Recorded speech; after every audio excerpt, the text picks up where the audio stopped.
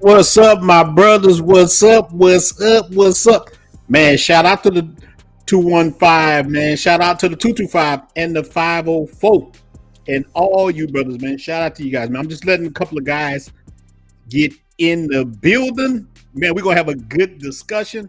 And I want you guys to chime in on this, man. Look, this ain't no echo chamber. I like to hear other brothers what they think about things like this, man. It's gonna be a good discussion talking about what we really want. What are we leaving for? Shout out to you, my brother Will. So let's give it a few minutes, man, and we're gonna dive into this thing, man. I really appreciate all you guys, man. Hang in there just a second longer, and we're gonna drop it down. You know, man, I appreciate you guys, man. This is all we got, man. We all we got. Who gonna do it for us? We gotta do it ourselves, man. So just give me a second. I'm telling you, man, we gonna definitely cut up with this, man, about this. Telling you, brother, we get into it. Yep, man. See, this is what I'm telling you. Oh, wait. Let's give it a look. Both things can be true. But I mean, that's what I'm gonna get in. Look, first thing I'm gonna do is describe how I feel about it. Then I'm gonna open it up. Anybody could jump on and say they think. Look, my channel was always about the brotherhood first. I want to hear what everybody else say. This is not an echo chamber. You could think what I think is crazy.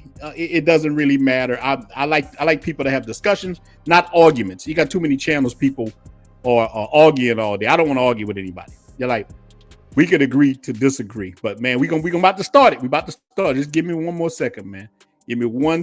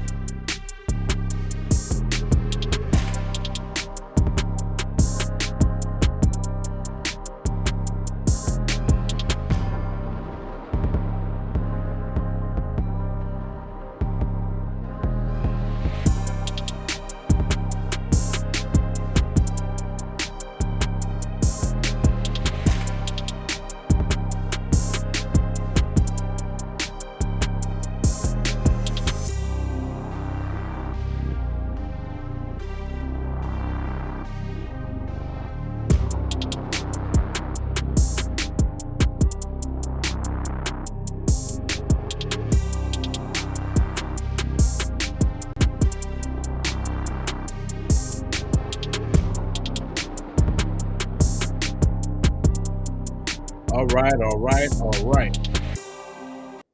right. All right, man.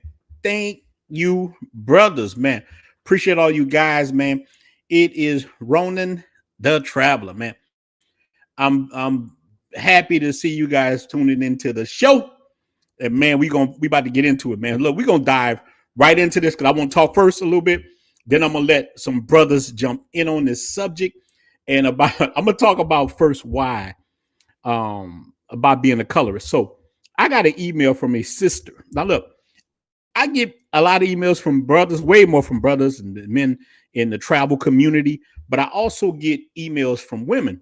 Even though my channel is mostly about men, now it's 98%, but a lot of women watch it, man. They watch it.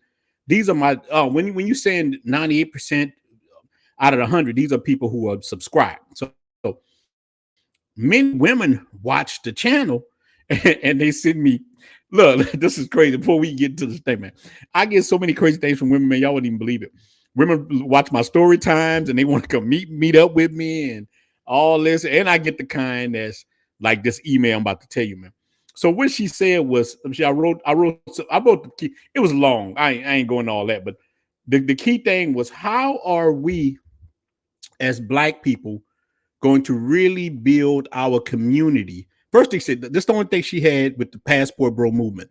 She said, how are we as Black people going to build our community if you keep telling men to leave? And she says, I think a lot of you guys are only leaving because you're color struck. I'm like, color struck. So I'm looking at this. So I say, you know what? Maybe this is a good topic to talk about with the guy. She's saying we're leaving because we're color struck, colorists, and that we hate ourselves. Now, she was very nice. She wasn't in trying to be like humbuggish and stuff. So here's what's starting to happen. I see a lot now.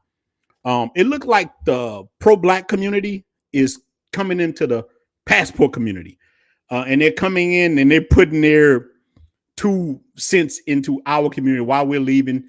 And I was very nice with her, and I answered her back. And I told her what I'm about to tell you now. These are my reasons.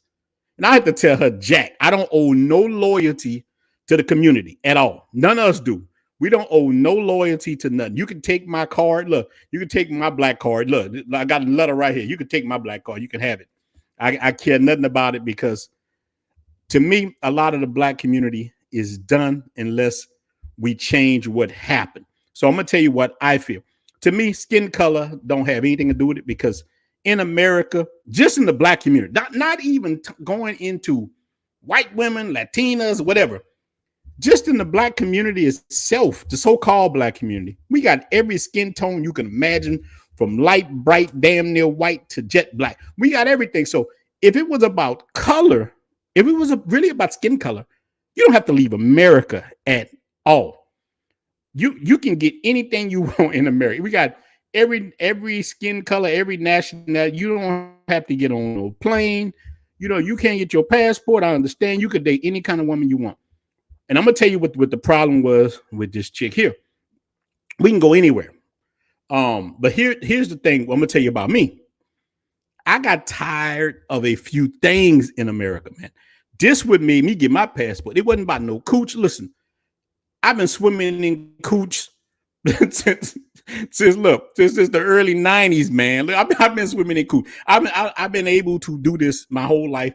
I got a few things. It's not hard. I don't know why people try to put like getting cooch in America is so hard. It's is easy. I mean, you can't get cooch in America. I mean, it's at an all-time, it's at all-time highs everywhere. Anybody can do that. But what the problem is, a lot of brothers are going through, we're tired of the feminism. It's the things that happen. It's not just skin. Yeah, it's the culture. Look, this one I'm about to get into. And I was trying to explain this, and I'm gonna let you brothers get on. Listen, man. The rise of the passport bros. I know some people don't like to call themselves that. That's why I say travel bros. Look, man, the rise of this stuff, man, is that feminism. Like feminism came in. It's not us who don't want to be married. It's mostly the women. Men want to be married. That's what I keep saying. Men want to. We like old hound dogs, man. We gotta have decent woman. Dude gonna come home. He gonna be bringing home the groceries, like Lollipop say. Remember Lollipop put that piece on Loren's tape mouth. Look at you bringing home the groceries. so we men like that. A lot of us, man, I was married before, dated all kind of women, but we like to be in that kind of environment. Many of us like coming home and your wife there, your kids there. These are good things. But what started happening in our community, and my grandfather told me this, man. We're gonna dive in. Let me talk a little bit. My grandfather's birthday in August, and today is my birthday. Today is my brother getting old. Look, this is great. Today is my birthday, man. Salute to all the brothers who definitely would reach out to me for my birthday. It's my birthday. But look, my grandfather makes 100 in 2 months. And this dude told me the real game. My grandfather is an OG. Man, my grandfather came to me when me and him was talking about, I was asking him how things get so bad. How did all this happen? And he told me it was twofold. A lot of protests started happening in the Black community. He was born in my grandfather was born in the 1920s, dude. So he starts saying the real deal. My grandfather sitting there, me and him on the porch, and that's so southern. We on the porch. Look, he told me, man, he's like, I'm gonna tell you how things got bad. He said a lot of protests started happening, and the businesses said, oh, hey, y'all want to protest? We gonna just move. They start going overseas. Then the whole situation happened with the civil rights movement. And my grandfather said it got worse. He said that then the government came in, right? Once those jobs closed down, these factory jobs. Look, let's take Louisiana was booming from oil. We was gutting it. My grandfather said people in New Orleans everybody had 2 cars. The families was good. And when a lot of these protesters started happening, I got to show this. Man, I wish I was. Look, man, shout out to you, but look. So my grandfather said once the all these protests started happening and everything, they closed down the factories, all that. The government came in with a twofold solution to eliminate the black community. And look, what they did was they pushed in welfare. And they pushed in welfare. You can't have a man in the house, all this stuff. We talked about this before. And they also flooded the community with crack. And people had to make choices. Men couldn't be in the house doing this thing. And a lot of women signed on. And I'm telling this to her. A lot of women. And look, this is not to beat up on black chicks, because I believe there's a system problem with the black, white. You can fall into these same situations, man. So I'm not trying to shoot at black women because they don't think you're shooting at them. But here's another problem, man. We can't fix the community if you can't hold it accountable. And here's the thing that you can't hold accountable. Anytime we have a problem with something, think about these strong black dudes that we got. And this part of the problem. When we try to fix the community, they're going to say you hate yourself. You hate your mother. You hate what you look like. I'm like, how you know my mother look like? My mom might be white. You know what I'm saying? You don't know about me. You don't really know me personally to actually say that. And many of us do come from like biracial families and all this. So why are you saying that? You don't know me. So what happens then is they sick their goons on you. The goons usually come out the pro-black community, man. I ain't gonna lie. It got pro-black dudes I rock with. It got dudes I rock with in the pro-black. But these dudes, man, now you see them coming into our spaces. They want to argue with us all day. Man, you talking about black women? I'm like, dude, let me tell you something. I try to tell pro-black dudes this all the time. The women don't want you, bro. You can sit there and try to defend them.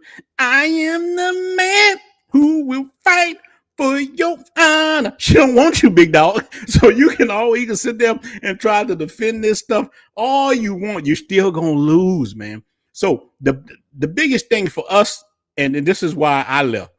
I got tired of the victimhood mentality. I got tired of that. America is a place where you want to grow. You can grow. I just got tired of it. I just wouldn't have with me. I'm like, look, I'm just going overseas for a little while. I still have places in America. I got places. I got houses in a couple of spots. I can go anywhere I want to, so I didn't flee. I didn't run. I can go anywhere I want. And most men I have met, let me tell you something.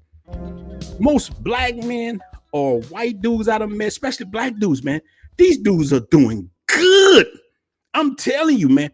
Me and one of my good friends I met in Sosua, this dude owned a 50-unit complex in California, bringing in bank. He just same thing. Got tired of it, man. I'm tired of all this victimhood. I'm tired of this, man. I'm tired of just you can't fix nothing. All this Pookie and Ray stuff. He just was tired of it. I understood it. And that's what's wrong with our community. If you can't call it out, I always say we are in the upside down tree. We are the black community upside down. It need men to rule it. If tomorrow, I ain't gonna lie to you, if tomorrow the women give up power, the government let it loose, I would stay in America and just be happy in America. But that's not what happened. Power is taken. It's not given. But let me read through these things, man. Look, man, I appreciate you guys. Man, all the brothers wishing me happy birthday, man. I appreciate it. My dog is not the cooch. Look, we're about to open it up. It's not the cooch. It's the attitude. Man, some of these women hard as nails, man. You guys know this. Look, I don't understand why women understand this, but a lot of it is the pro-black community, man. And look, again, I rock with a lot of brothers, but all that black queen, mother of the earth, stuff that went through a lot of women head in the government. Man, listen, let me tell you, that's not going to work anymore. If they want us to unite, stop saying that. Hold everybody, and even men. If a dude does, there's a lot of dusty dudes, man, in the community. If you're dusty, hold them, call them out. That's O'Shea word. And O'Shea in the chat. O'Shea, somebody told me you want to reach out, man. We could definitely do it. Got the $5 super check, my brother Dwayne. This is your son, Dwayne, as you can be. Oh, all right. I'm growing down. Now he's talking about this boy. This handicap. Oh, I don't even know if I can say handicap with Dwayne. Brother, salute to you, man. I was talking to a chick before, boy. She had a special needs son named Dwayne. Every time I tell you a chicken nugget. So yeah, brother, watch that story, man. Shout out to you, brother. I appreciate that. My brother Terry, man. Man, thank you, my brother, man. It is definitely, look, it's my birthday. We getting old, man. We getting old, but we getting better, man. We gonna use this, man. Look, man, shout out to all you brothers wishing me a happy birthday, man. That's what's up. My brother Mr. Flip Flop, the OG. Much appreciated. Men on the move. Man, happy birthday. Man, look, man, I definitely appreciate all you guys, man, wishing me a happy birthday, man. Brother getting old, man. Brother getting old, but with that come wisdom, and we need to be on that, man. We got to learn. So listen, y'all heard me ramble. I'm gonna drop the link. See, my channel is you brothers' channel, man. But let me get through some of this. Run through, man. Let me tell you. Look, all right, hold on. Brother, you dropping the game. Lyndon B. Johnson, I'm telling you, that's a lot of it, man. Look, Ronald Reagan with the crack era.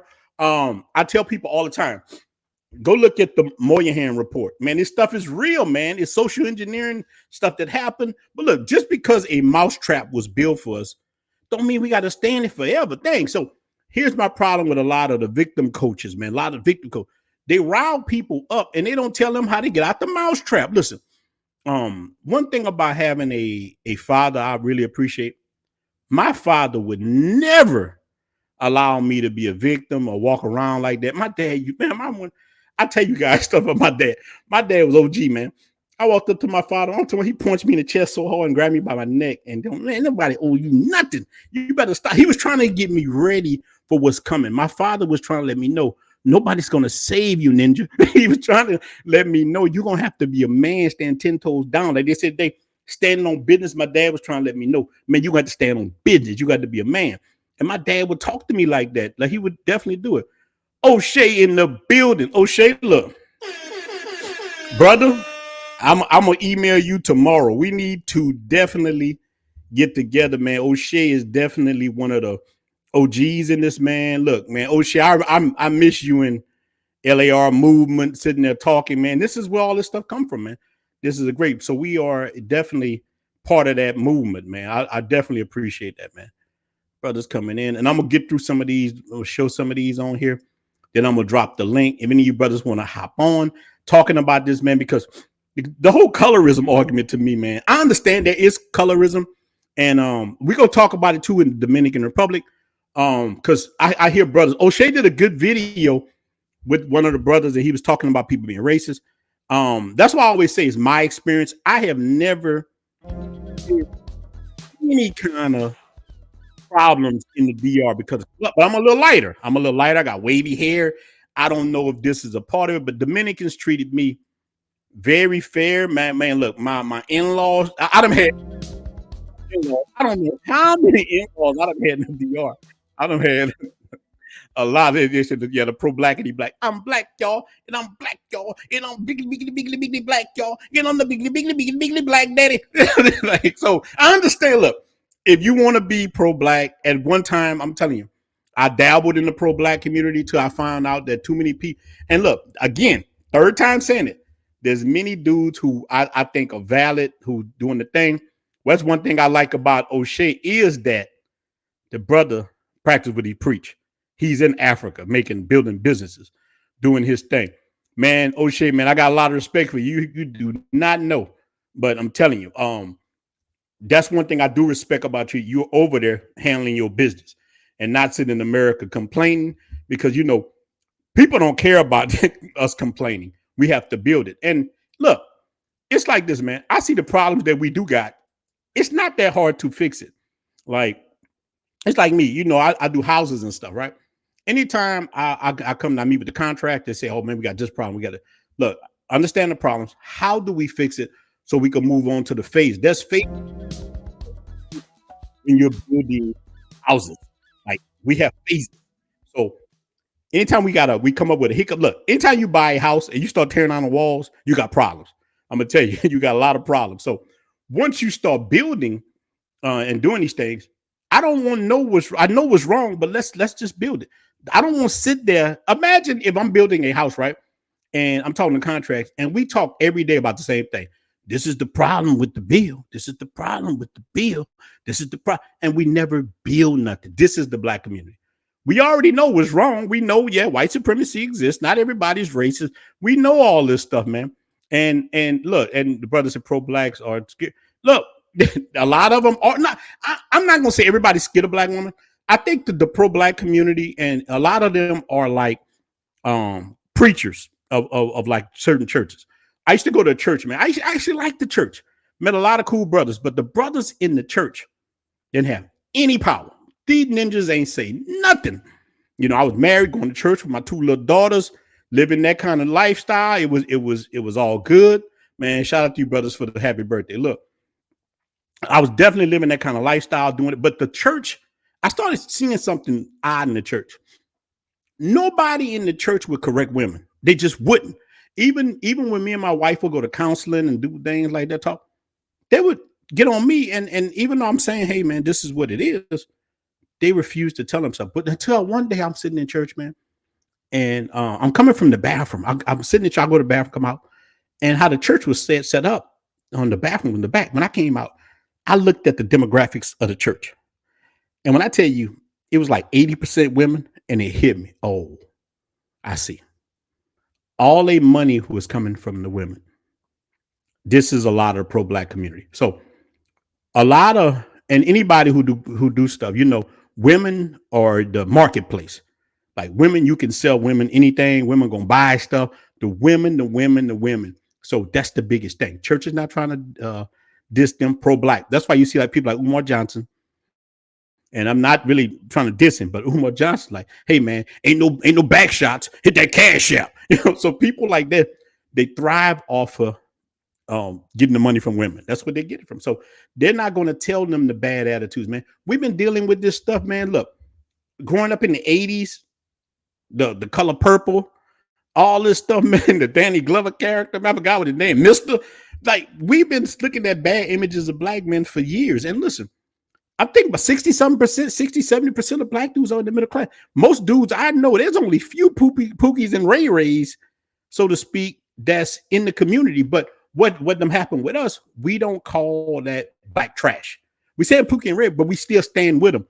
If something happened with them, one thing white folks do good, I've saw this all my life. They cut a line in the sand. That's Black trash. I mean, that's white trash. That's what we need to do. If we did that tomorrow, we'll have a Black community. I'm guarantee you we'll have it, man. So let me go back through, put some in. That's all we have to do. It's actually simple to fix our community. You have to break apart because I love Black people. But I hate ninjas. That's just what it is, man. Ninjas ruin everything. And I ain't gonna lie to you. But with the $4.99 super chat, man, I appreciate that, man. Man, look, shout out to all you brothers, man. Brother Jay.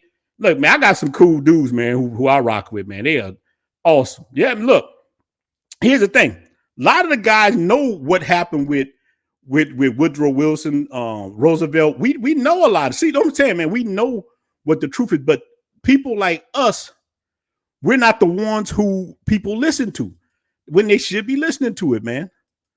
Yeah, brother O'Shea, you're right, man. But look, we definitely need to bring it back, brother. We definitely need to do it, man.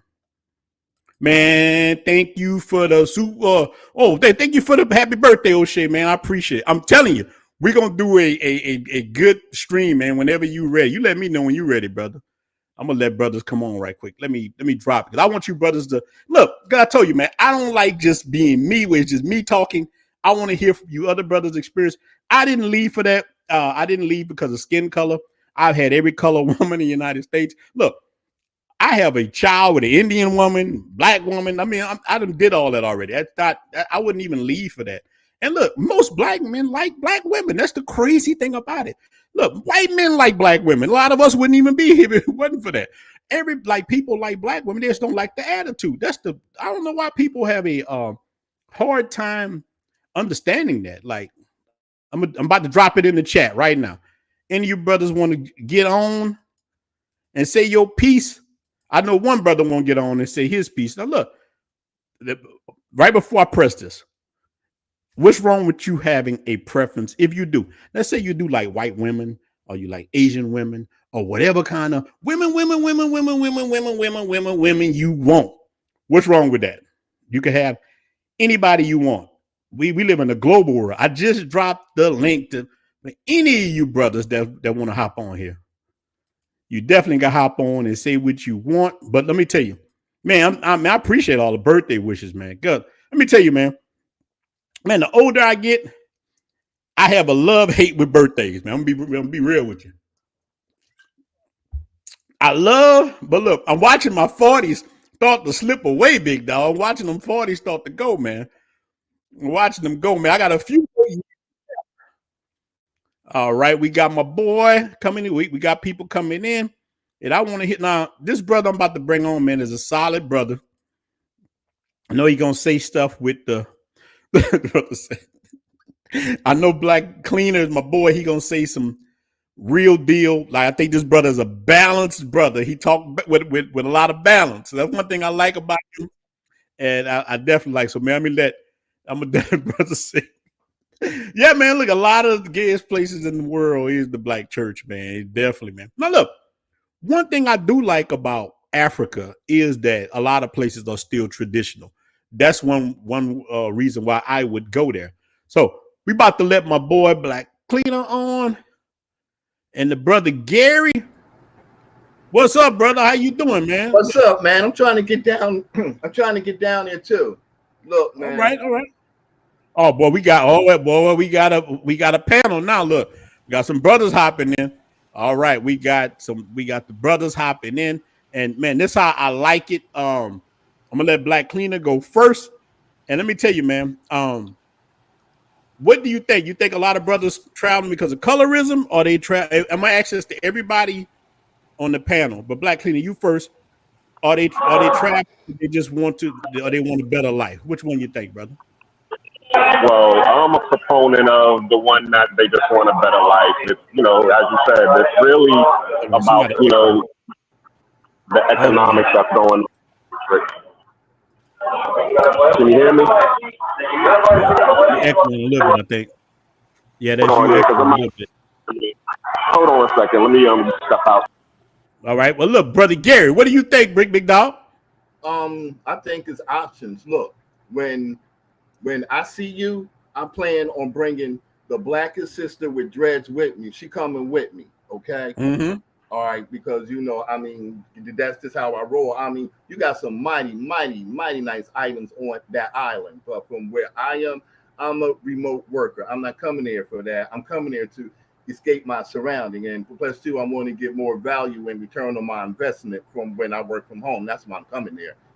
Okay, yeah. So, and that's what's up. So, I look at it through a different scope, through a different landscape of things. You got to understand, my brother.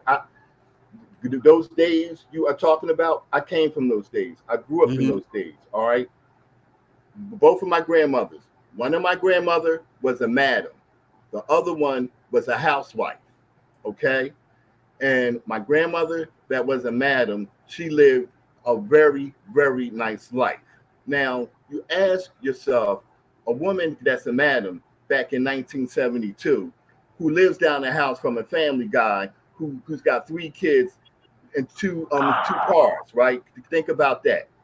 Think about that in 1972. All right. My grandfather hated the fuck out my grandmother because there's nothing that he had that she couldn't buy.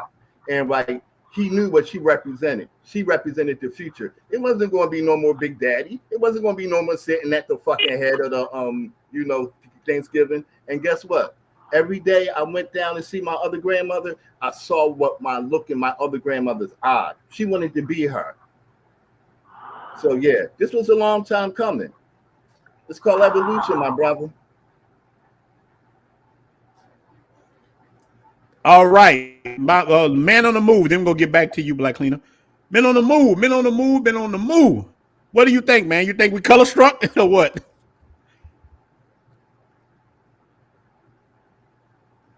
Oh, you on mute? Unmute yourself. Wait, unmute yourself, brother. You hear Unmute me now? yourself. Men on the move. Yeah, I hear you now. What do you Yeah. think, men on the move? Are we All color right. struck? Nah, man. I don't believe the majority of men in the movement are color struck at all. Like if you on the island, especially in like DR, you see the majority of guys are going after like the Haitians, the darker women.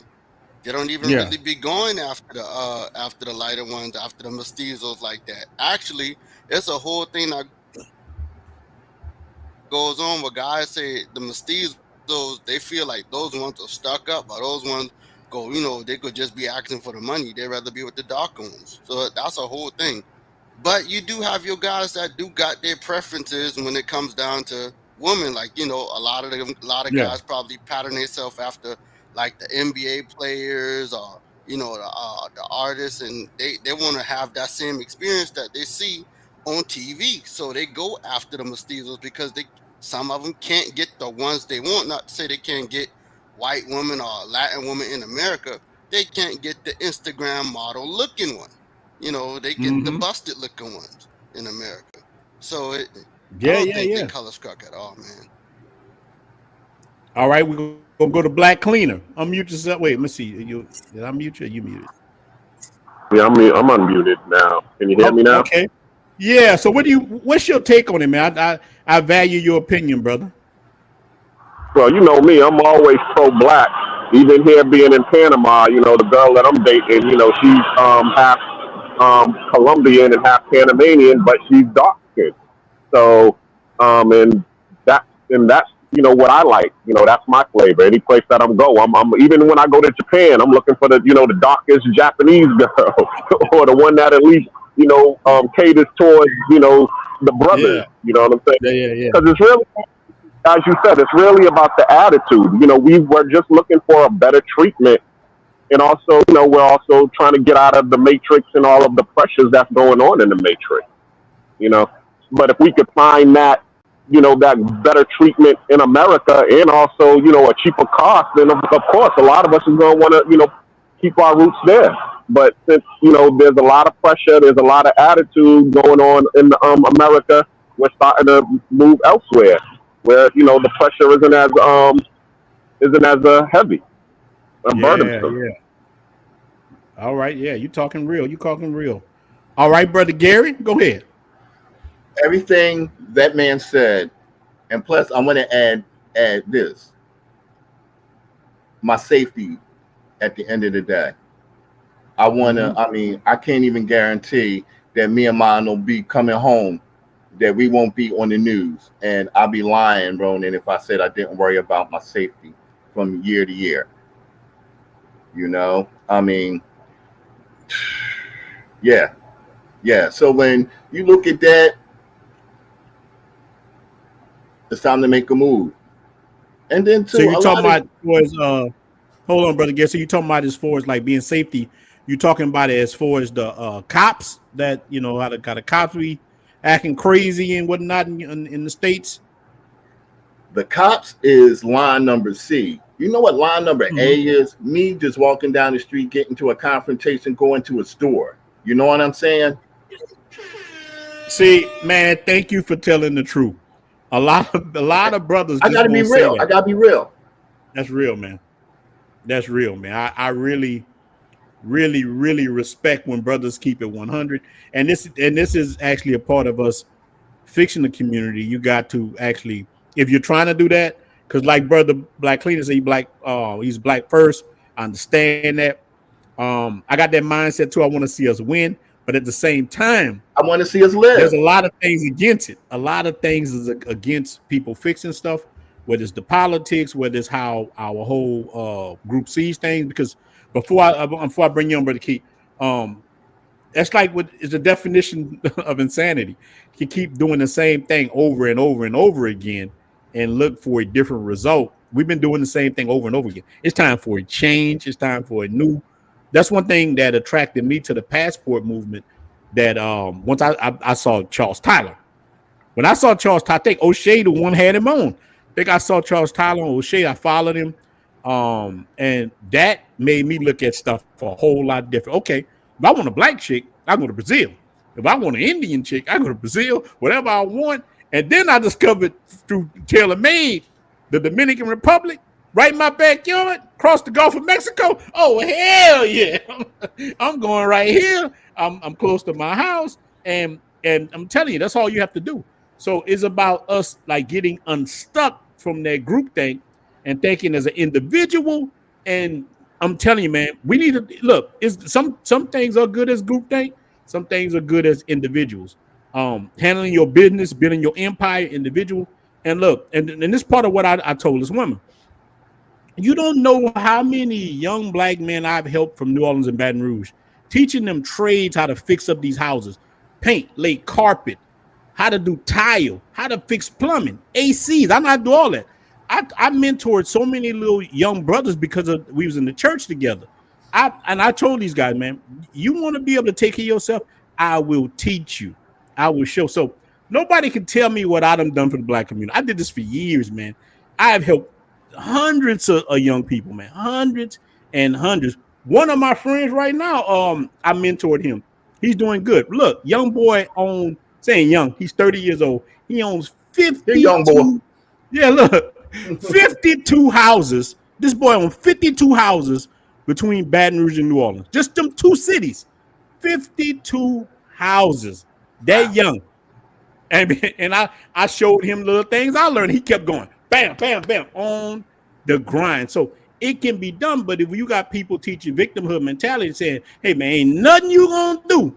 Everybody's gonna see you as black. You're not gonna win, but you got foreigners gonna come over here. Let me tell you, them people from Honduras, people from all these places, they come in here and they hungry. They hungry. They go, oh, you don't want it? Well, I take that. I'm gonna grind. That's the whole thing I dislike about the victimhood. So, brother Keith, you in the building, roll with it. Are you able to hear me, brother Keith?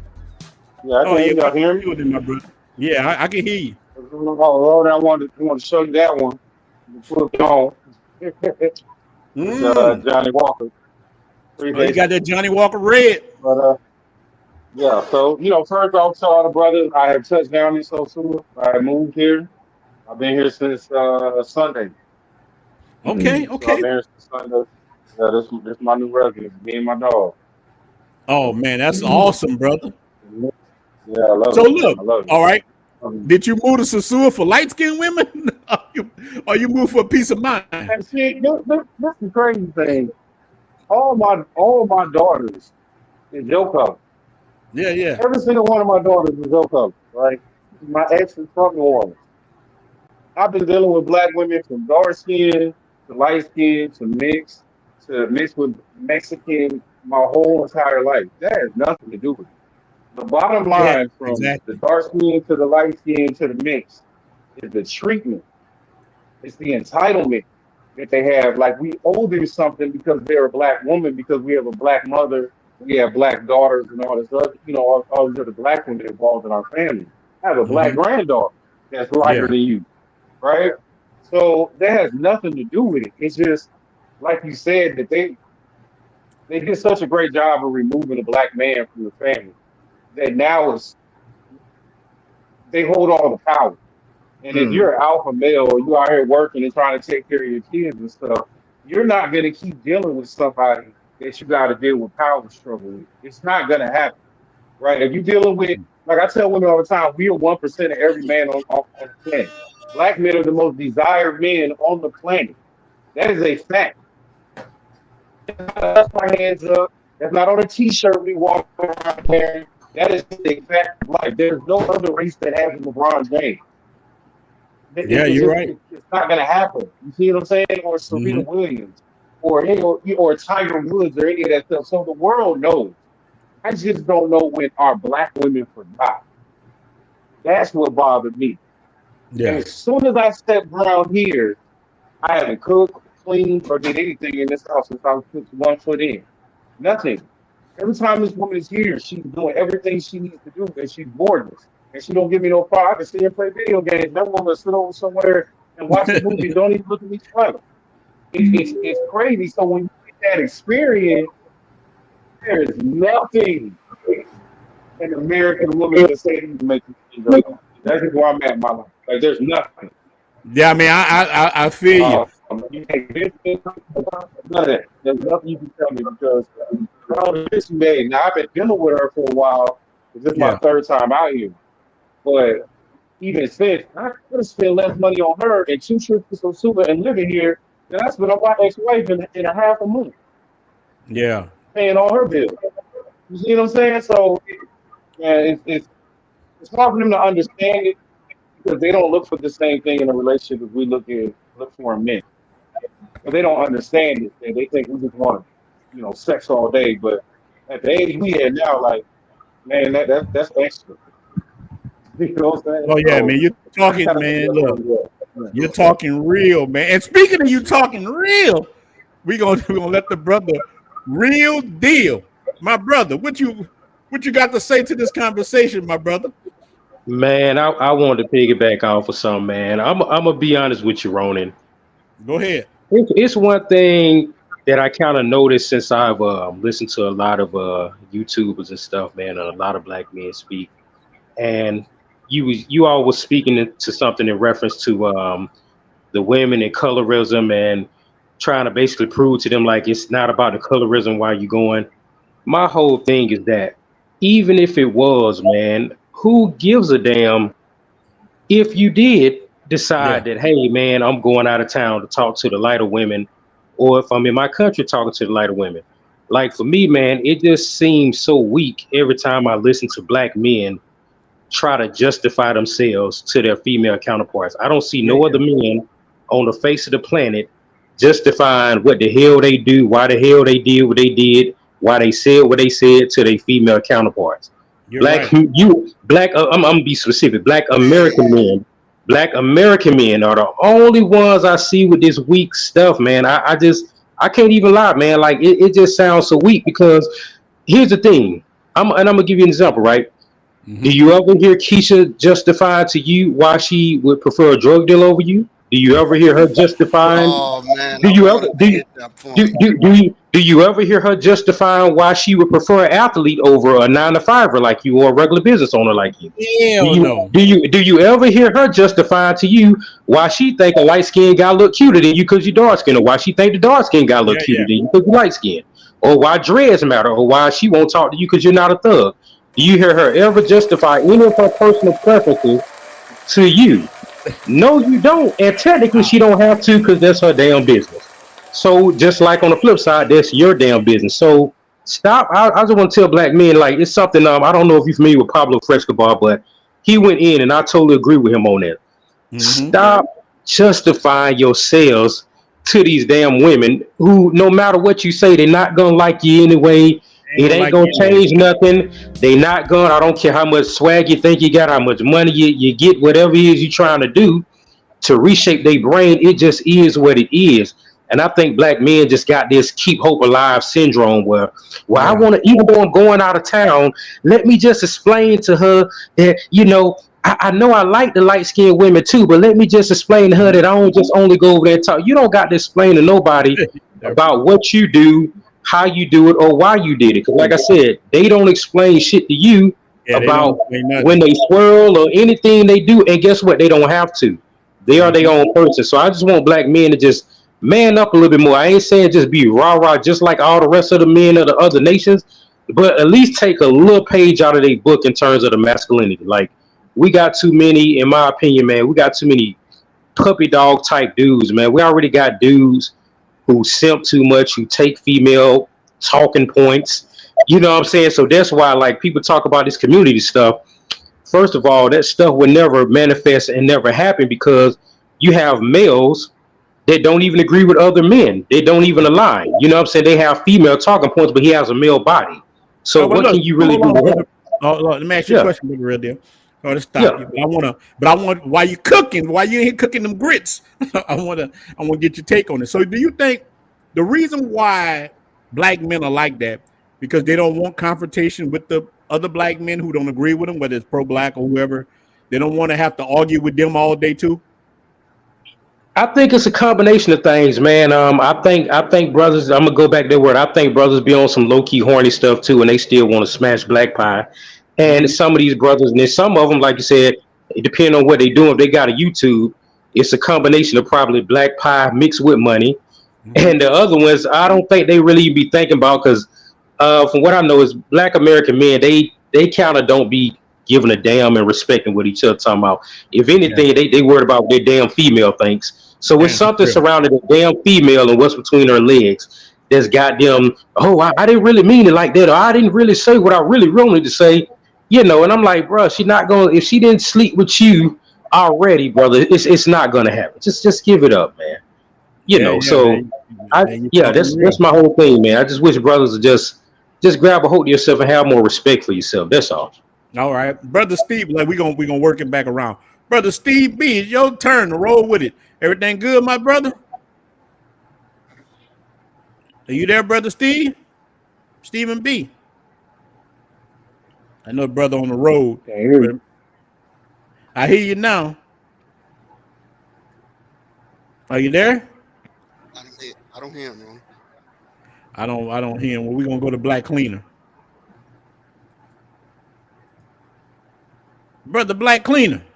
You there? Yes, yes, All right. sir.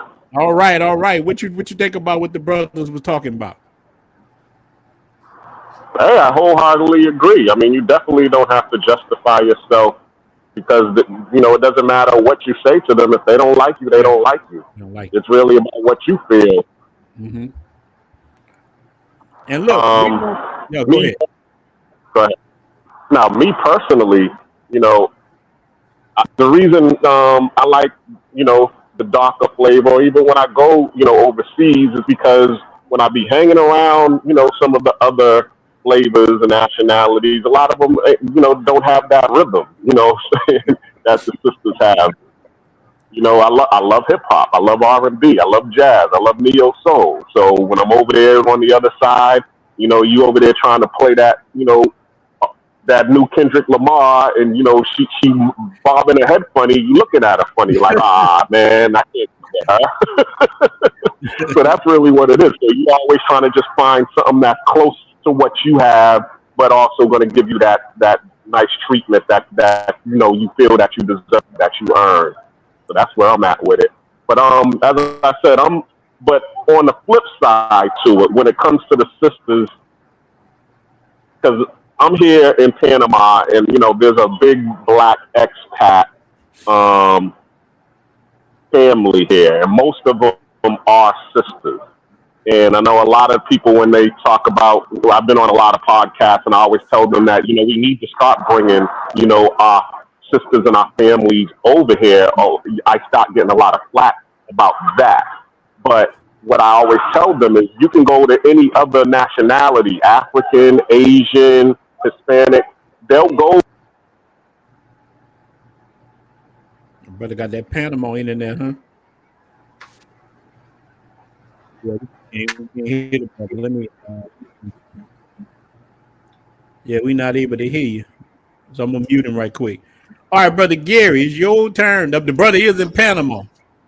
Yeah, man. I really, really wanted to hear what he said too. But Oh man, bro, look, let me tell you. Hold on, Black Cleaner.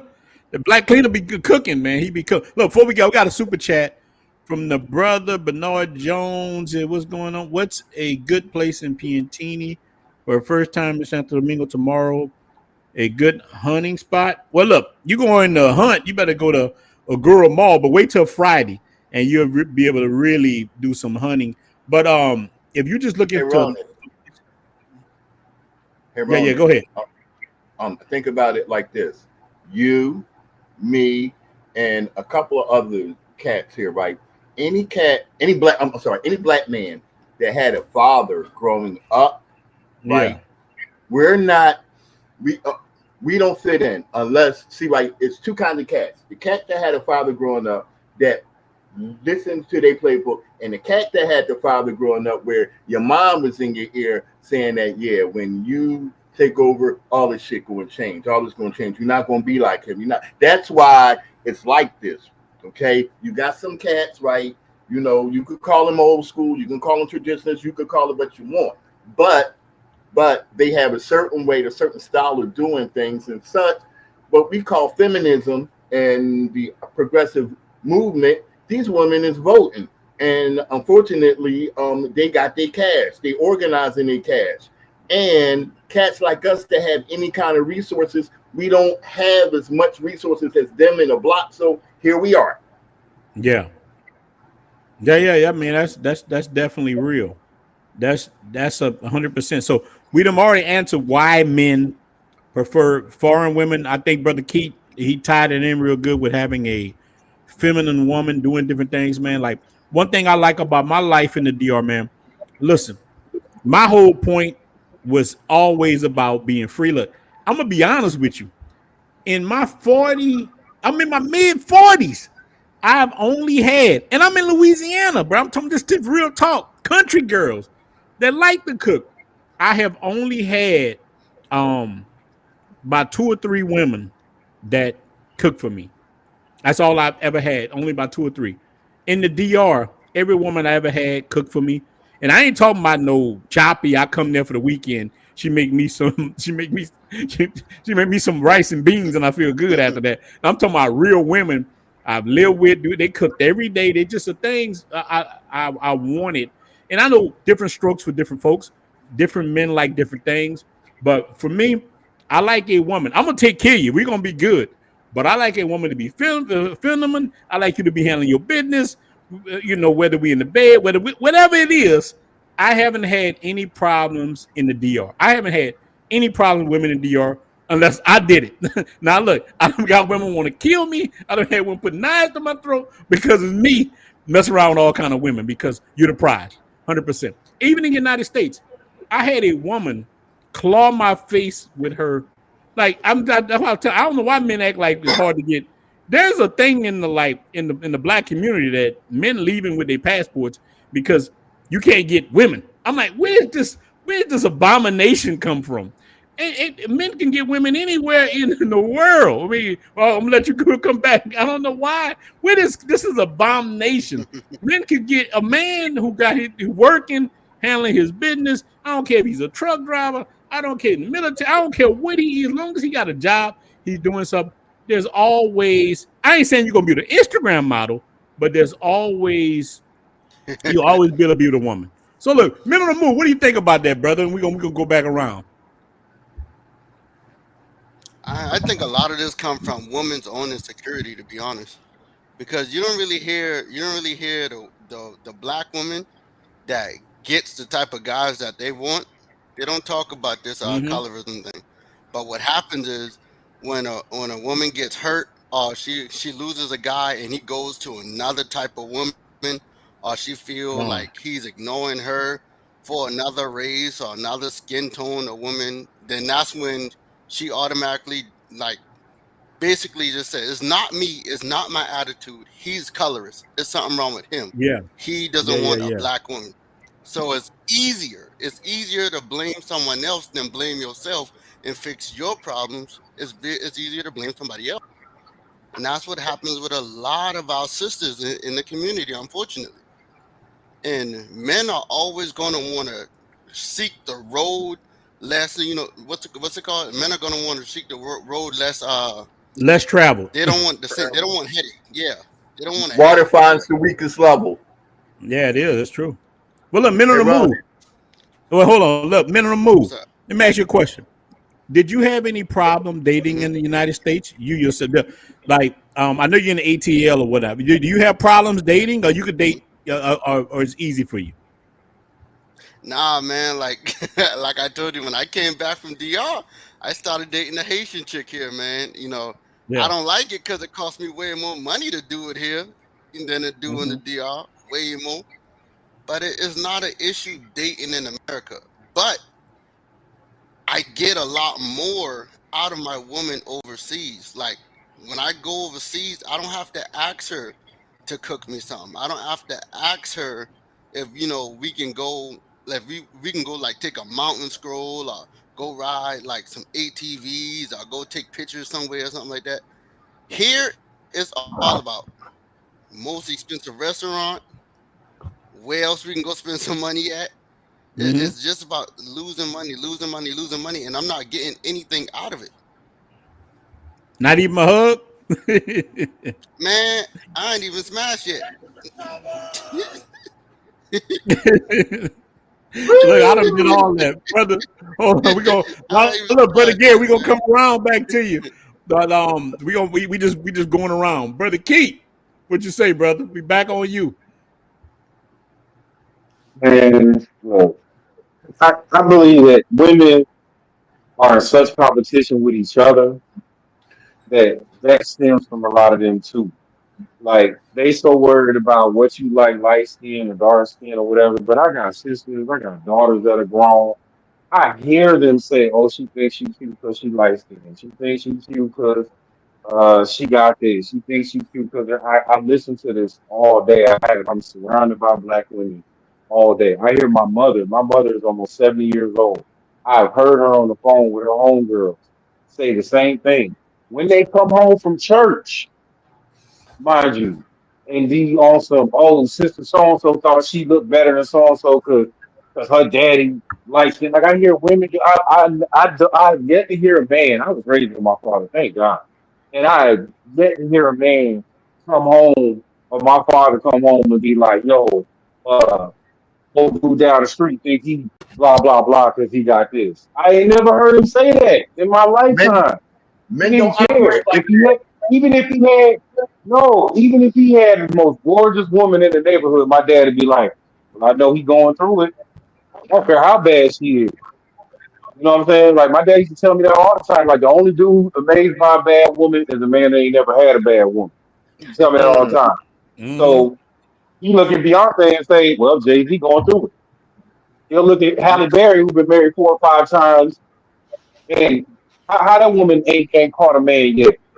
You know, why is Vivica Fox out here looking like a bloated whale talk about now she want to settle down? Like that's what I'm talking And about. she's Like 60. What she just made 60 or 61? What she, 50 something, yeah, bro. Now you talking about you want to settle down, but you it. Do it really run matter around with that 50 Cent it really and matter that realize he wasn't that dude. Same thing Sierra did, right? And now you want to look for the good dude when you swollen and old. Like we not going for that no more. Like men just like, no, I'm not settling for that no more. I'm not taking that. I'm gonna go to a different country and get treated like all of us talking about to deal with that. That's just what I think it is now, man. no, I got you, brother. Real deal. Look, real deal be dropping the science. We gonna go to brother Ra, then we gonna go to brother Charlie. Piggybacking off of what I was saying, man. Everybody is free. There's no slaves walking around in America at this point in time. Mm-hmm. So what you do, how you choose to do, regarding whatever, long as you're not breaking the law, brother, you free. I mean, your freedom should be non-negotiable. You shouldn't have to explain it to nobody. You don't have to get on a pound and explain to nobody why you travel, why you like who you like. Like I said before, nobody else in the world, not even just the women, no other race, nobody else is explaining these things other than you. So that ought to tell you something. So I just want brothers to just get out of that mind frame and just do like they do. You know what I'm saying? Like look at them crazy. If somebody come asking you about your personal business, about your dating life, don't even respond. Look at them crazy because you can. Why you did that? Because you can. Because you wanted to. Same reason why everybody else do what they do in the world because they wanted to. Somebody said bring one more Johnson on. Brother, why you eat lunch meat, my brother? You eat lunch meat on white bread, my brother. You don't need to eat white bread, my brother. You need to eat that wheat bread, my brother. No, we ain't bring Umar Johnson need to stay over there with the women. We don't need Umar Johnson. Look, man. I'm gonna be honest. I used to like Umar Johnson till I start seeing him doing certain things I didn't like. No, that's what brother Ra. One of us echoing. I don't know which one of it It's is. good, man. Can't hear nobody. What's going on? Is Oh, that me? Are you That there? me? Hey, you hear me? You hear me? I can hear you. Yeah, all right, cool. So let me ask you, what do you think about the subject? Do you think that brothers are so you think many brothers are traveling just because they want some light skin cooch? Or brothers are traveling because they wearing their options and you can have light skin, dark skin, have whatever you want.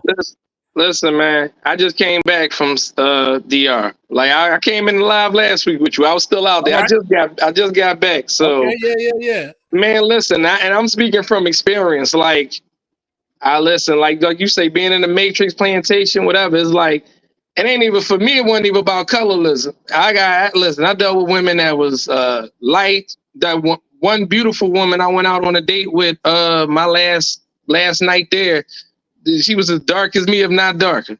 You know what I mean? But she was beautiful as hell. Like at the end of the day, for me personally, I can't speak for everybody else. It was about for me getting a change of pace, getting that peace of mind, getting that the different mindset to be around a beautiful woman and she not expecting all of this from you or wanting all that from you, without even giving you nothing in return. Like I said, I had a woman cook for me. She didn't ask $1 for me. She offered to pay for the groceries. Like I went out on a date with a woman. Like I said, woman took me to the local place. We danced. We enjoyed ourselves. Like came They back. don't know, big dog. A lot of these brothers watch it. They don't know. They don't really know, man, Brother Rod. They listen. don't know. Like I've been having conversations with all my friends that couldn't make it. I said, look, this next trip, y'all gotta go. I said, y'all gotta get away from this. I got friends that's in bad marriages, bad relationships, or just dealing with crazy women. I'm like, man, get up and go, man. I don't care about all this stigma, this stuff they put out there about us, whatever, man. Look,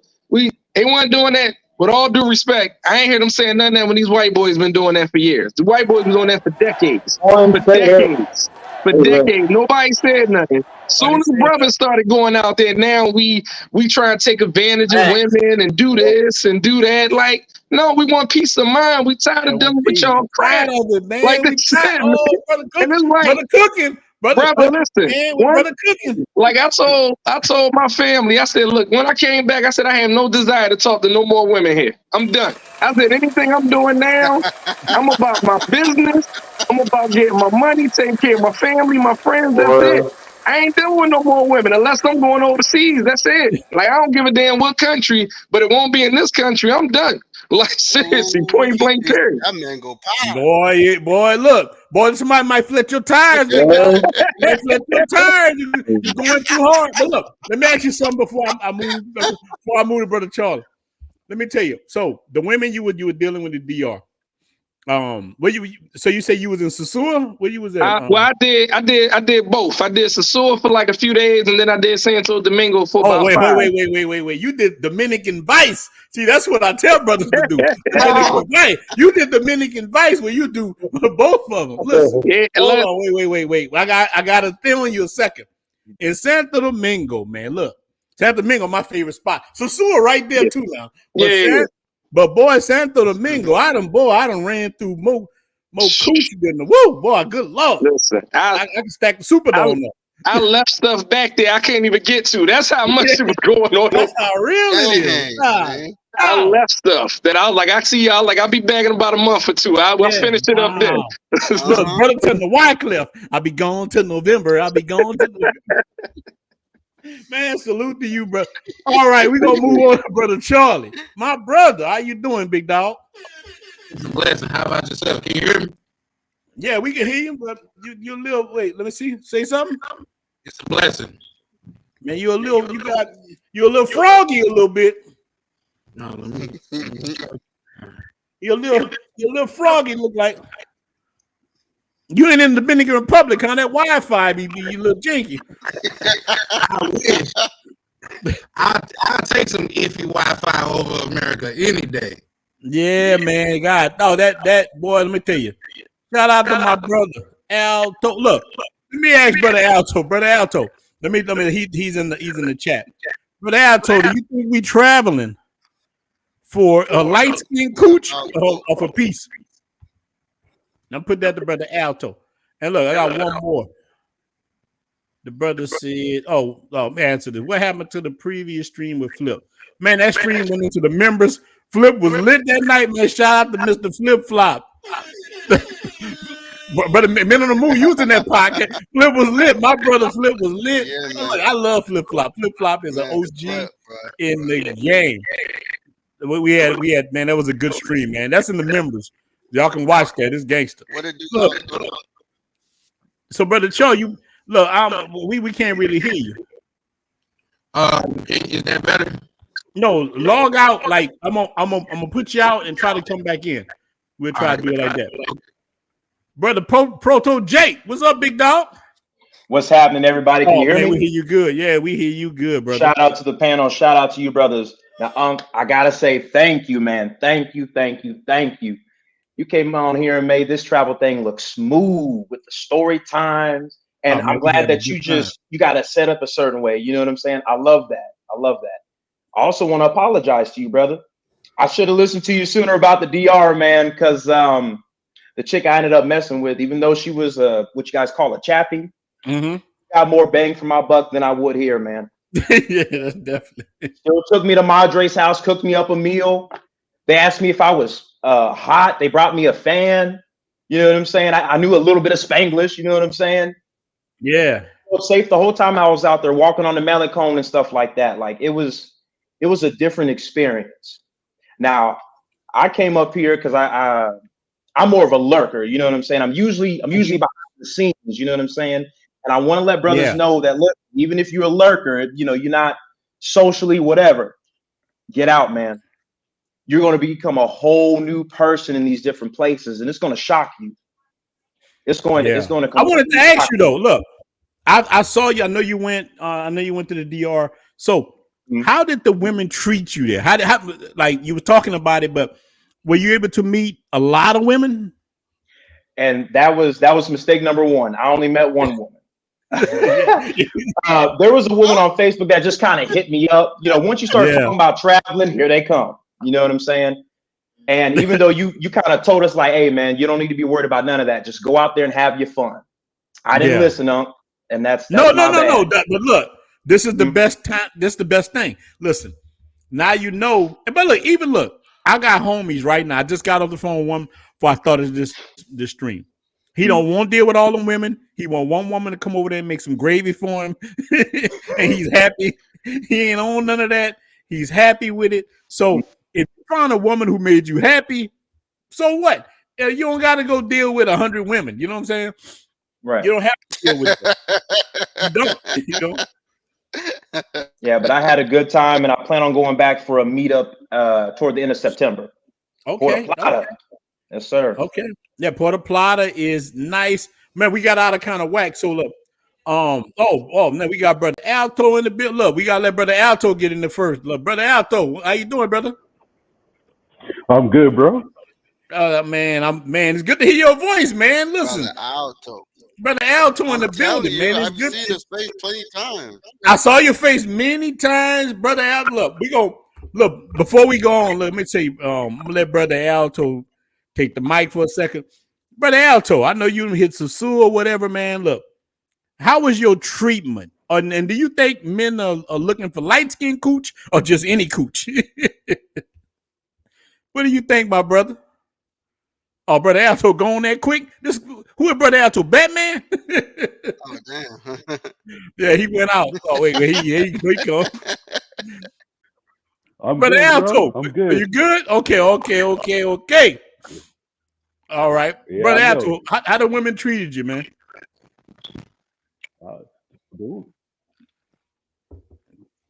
No, so why you think men are traveling? You think we traveling for light skinned cooch or any cooch?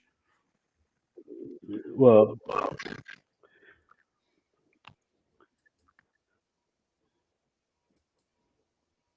you there? Nah, it's some brothers looking for. It's just a lot of brothers looking. No, I'm here. Yeah, we can't really hear you. You got a lag. Yeah, you got a lag. Yeah, Brother Alto got a lag. Oh, my bad. The brother got that. Treat me good. Oh, I hear you now. Wait, okay. All right, now it's all yours, brother.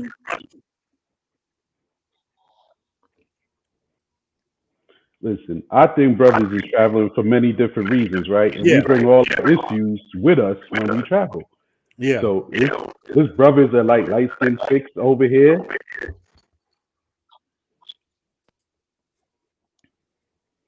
Like, Yeah, he got a little bit of lag. our connection bad. Let me come back. Yeah. I'm gonna come Go back. ahead, brother. All right. All right. So we got my brother Charlie again. Look. No, he's not no better yet, brother. Look. No.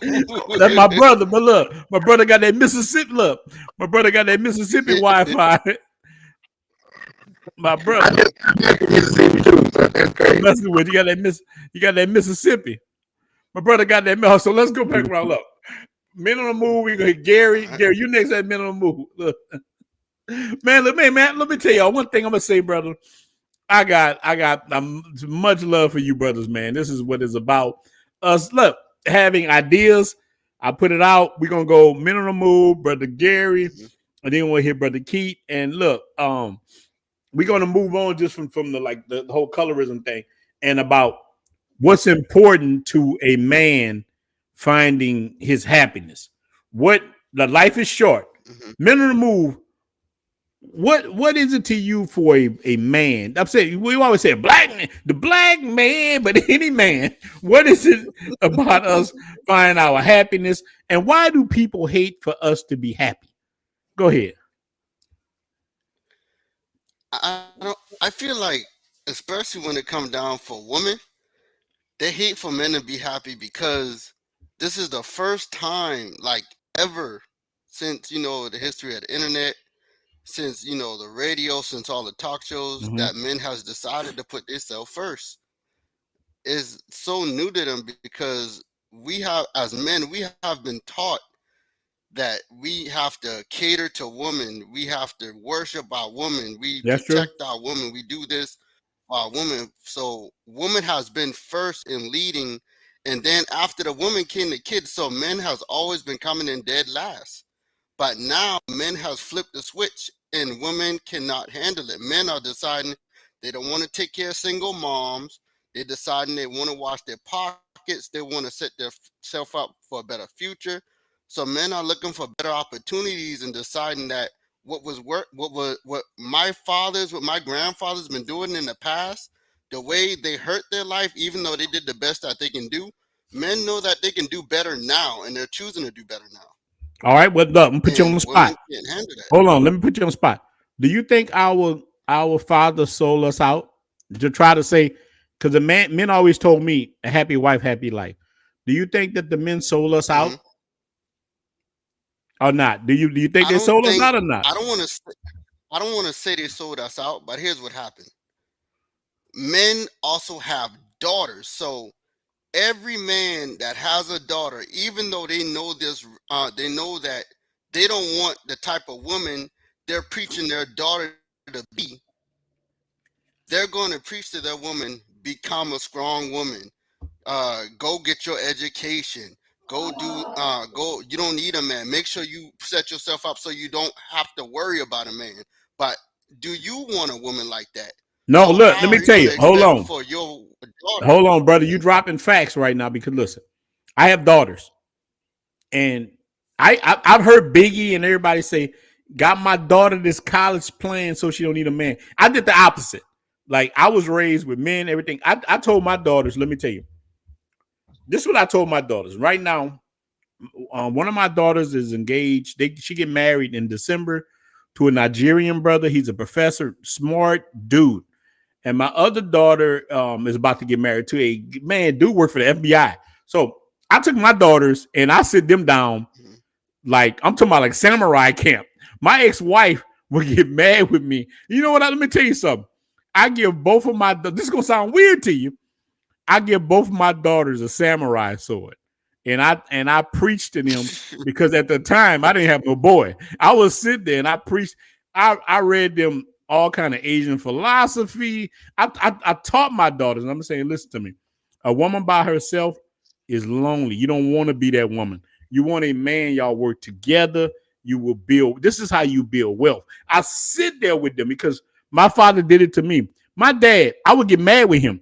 He gave me a book when I was a kid called The Riches of Abraham. And Abraham, was a friend of God. Me and my dad would get into it. My dad would punch me. You're going to read this book. My dad would fight me. I ain't fighting my daughters, but my dad would fight me till I read that book. I had to give him a chapter of the book all the time. He would drop me back off at my mom's house. And by the time he came get me, I better know that chapter. And when I would read to him about the philosophy, it was about prosperity and in the mind and things. And listen, I forgot it for a while. And I went into victim mentality myself, doing very bad. And one day, my dad, I'm telling you, he's like, I'm not going to help you. I got in some trouble for something. He said, I'm not going to help you. You know better. It's in you. And I want you to suffer. My dad told me, us men, we become diamonds when we suffer. We go through hell. And let me tell you, that moment changed my life. Brothers, you done heard me talk about not having any money, working 3 jobs, going through the grind, and we are at our best when we go through hell. But women haven't had that chance to go through hell yet because somebody always save them. The government, somebody, even their daddies, we catch them. We catch them. We catch them. We catch them. They haven't been purified like we done went through fire. We go through the fire. Right now, you lose your job, minimum move, but Gary, you lose your job, that's your ass. Nobody can. Yeah, go ahead. Go ahead. Okay. Look, real life fam. All right. Now, I am the offspring of that single mother. So like I come at it through totally different ways. This is for you, brother, men on the podcast, right? What was cannot continue to be, my brother. I mean, we have to advance. Do you not understand? Do you not understand? The days of me coming home, smacking my hoe on my ass and get my shit waxed up is over, Clover. The shit don't work like that no more. And for us to be pining for those days is fucking bullshit because we need to go on and master other things. You don't see these white guys pining for that shit. You don't see these Asian guys pining for that shit. They moving on. Because guess what? At the end of the day, if it's all going to be like, oh, okay, we all just clients, we all just customers, we all just a slave to our rating system, well, guess what? We all get rated on the same thing because guess what? If I'm making money and you making money, it's not about us trying to build now. It's about who has more, right?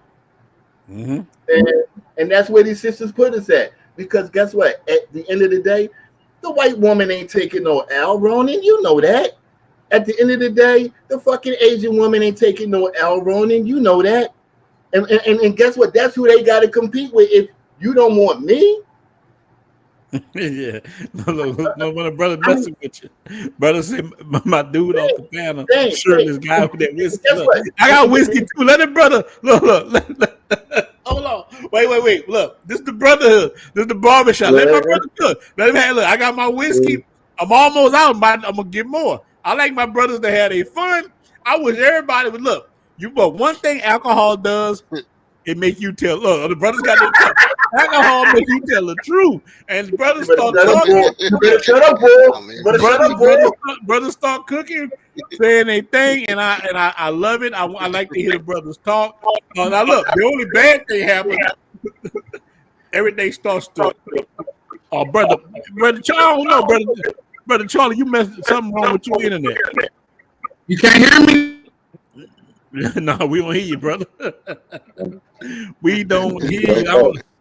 I don't know what's happening with my brother internet. They look somebody shirtless. So now let that brother do his thing. I am jealous. Brother, you keep doing your thing, brother. You doing your thing. Everybody in this chat room, right? I bet everybody in this chat room, no matter where you reside at, you could be at the top 17%. Yeah. Okay. Due to the fact that you have a passport, due to the fact that you are probably gainfully employed, due to the fact that you probably have over a 600 credit rating, you are you are over the top 17%. So with that being said, right, it's a market for us. Yeah. And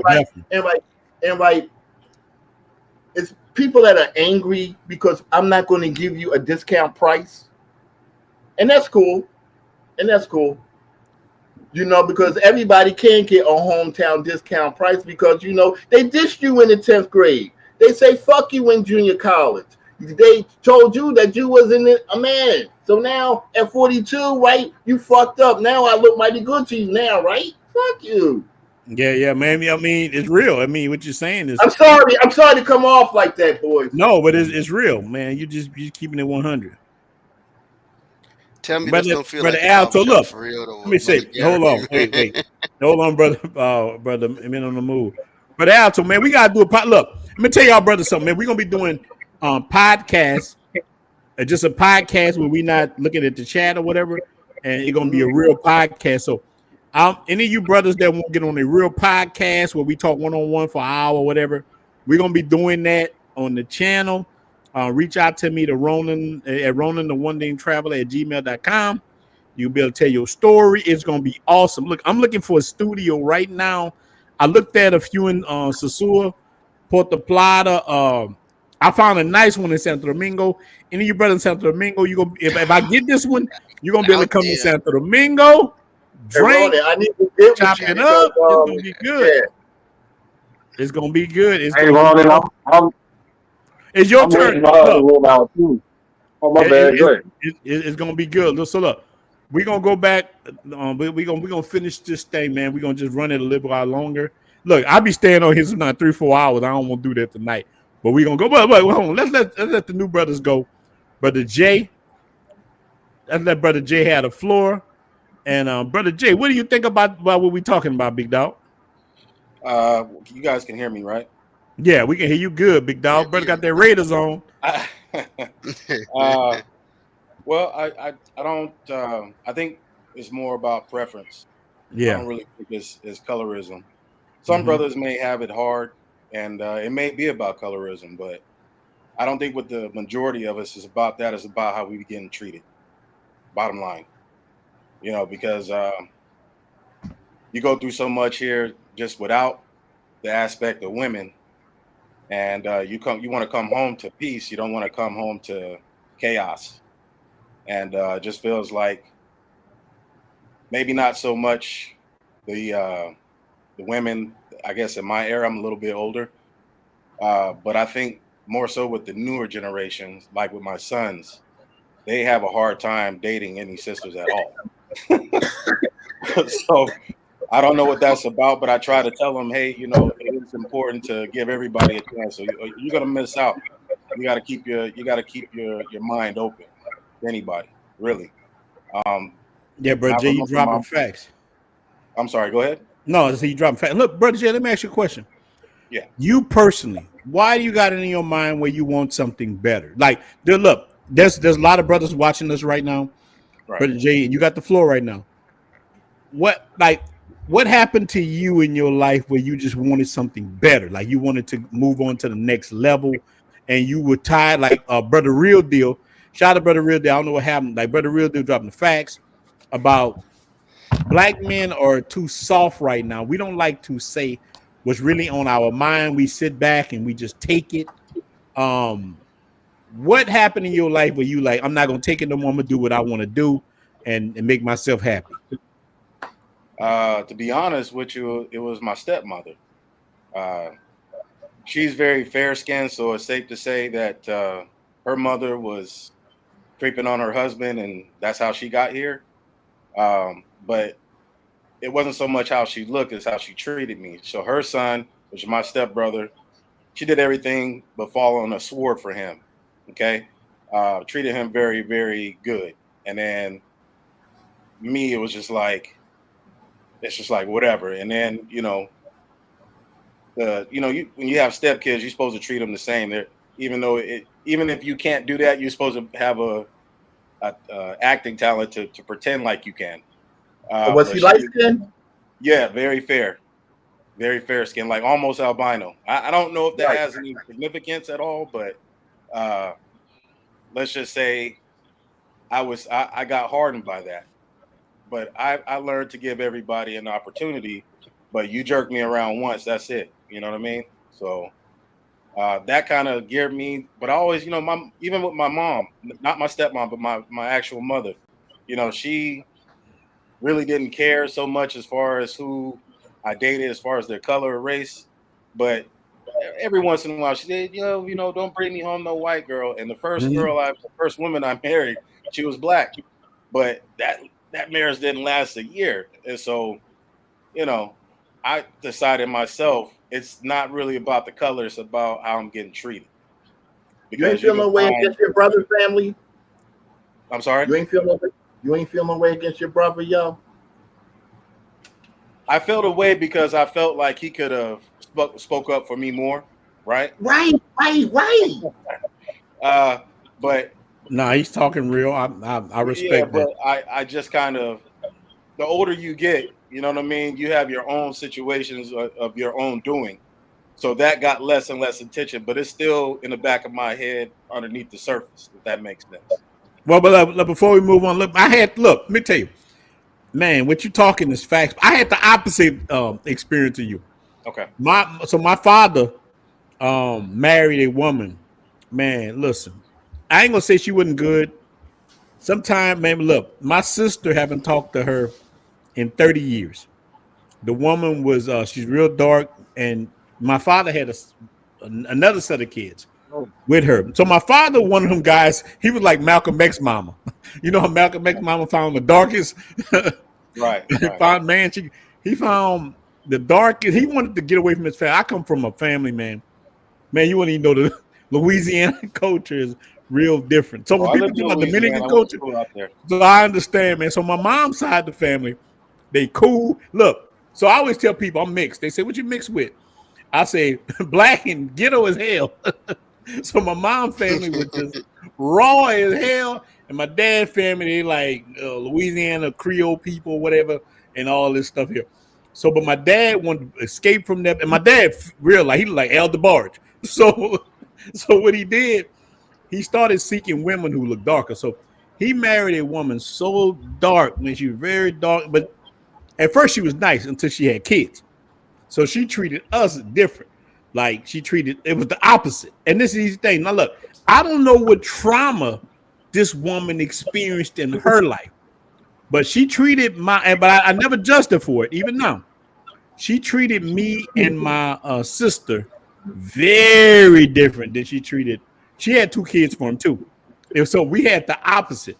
So, and look, I'm not even all that light. It ain't like I'm white, you know. I'm just, look, you see the light, but I'm just I'm a couple of shades lighter than the brothers. I ain't that much lighter, but she would say, you and your stringy-haired son. She would say that all the time. And this stuff burned in my head. And to me as a man, men, we let it go. But my sister never let that shit go. She kept it. And let me tell you, my dad right now is sick. And my sister's like, I don't want to go over there. I'm like, we got to go see our pops. I don't want to go over there. I don't want to. And these things permeate. And the people feel yes. And they feel these things. But to me, especially women, and but us as men too, we hurt too. We got problems. We got these things, the generational trauma. We got trauma. And I tell people all the time that, and look, Gary all light skin over there. He got that shirt off. Gary, you all light skin.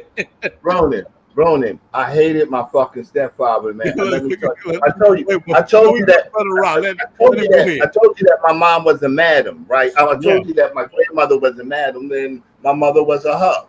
Okay. Shout out to the light skin community. We in the building. Shut up. And like my mom was a hub. Look, that brother Gary get his shout out, big dog. And so, like, it was like he always let me know I wasn't his kid, and like I always knew I wasn't his kid. And so, like, I never forget this. God is my witness, man. This motherfucker, I was 14. I never forget. This fucking faggot had a heart attack, right, Ronan? You know what I did? I went upstairs.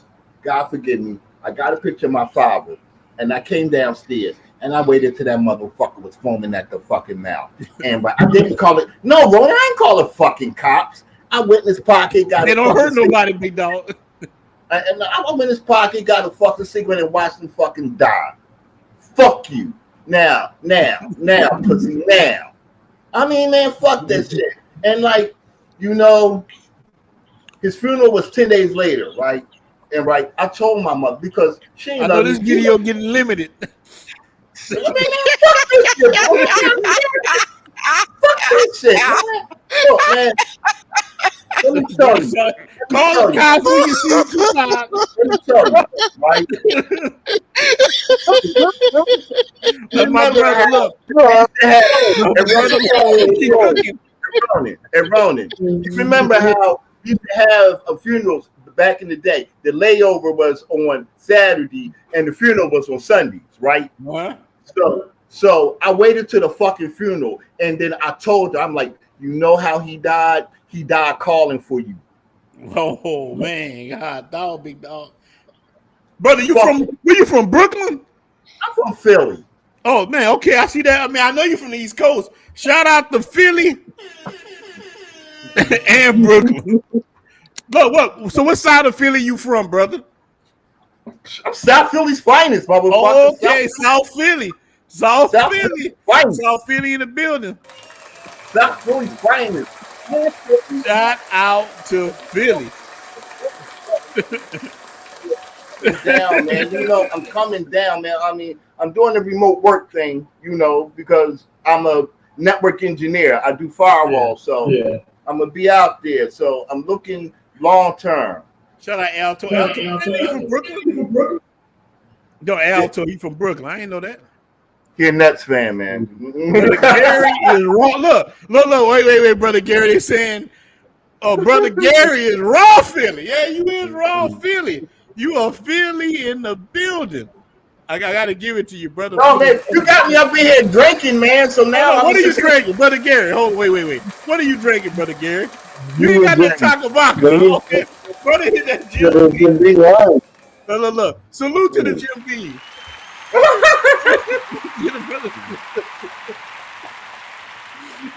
brother Gary, I'm glad you ain't on that taco vodka. I'm glad. Wait till I get a couple of. Wait till I get a couple of presidentes in me. Wait. Okay, all right, I got you, man. Hold on, wait. Hey, brother Gary, you coming to some soon? Your first time you coming to some soon? Huh? I said you coming to some soon. You come out here? There you go, brother Keith. It's your turn anyway. I think. I don't know who turn it is. Somebody. Wait. Hold on. Somebody say. Keith. That Jim Beam is nasty work. I know, Ronan, right? Hey, Keith, I'm looking at moving into a larger city, you know, because I'm going to be there full time. So I'm looking at moving on to a larger city. Come up, look, Santo Domingo will be perfect for you. That's exactly where I am looking at. And it's like, you know, it's not like it'd be a far stretch. Wait, somebody said I'm cheating. They said I'm cheating. Them kidnapped him.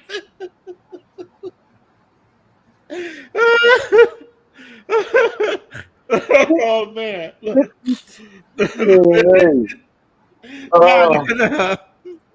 That's all him, big dog. Ain't nobody kidnap on. Look, ain't nobody kidnap Gary. Gary, have a good night tonight. And that brother had this time. Oh man, that's what. Look, if the video get limited, I'm just gonna put it in members, and the members watch it. That's all. So shout out to all the brothers. Look, all you brothers joining the members, man. I really appreciate you guys, man. Much respect, man. I was able to do a lot of things. Before we go on, brother Keith, I was telling them, man, I've been able to sponsor a lot of little kids, especially Haitian kids who don't have anything. I buy their school stuff, man. So I appreciate you guys for joining the members. Appreciate you guys for wishing me a happy birthday. Brother Muhammad just sent me $20 on the super chat. Man, shout out to you guys for the happy birthdays, man. It mean a lot. Brother Keys, all you. Go ahead, brother. I can't follow that, man.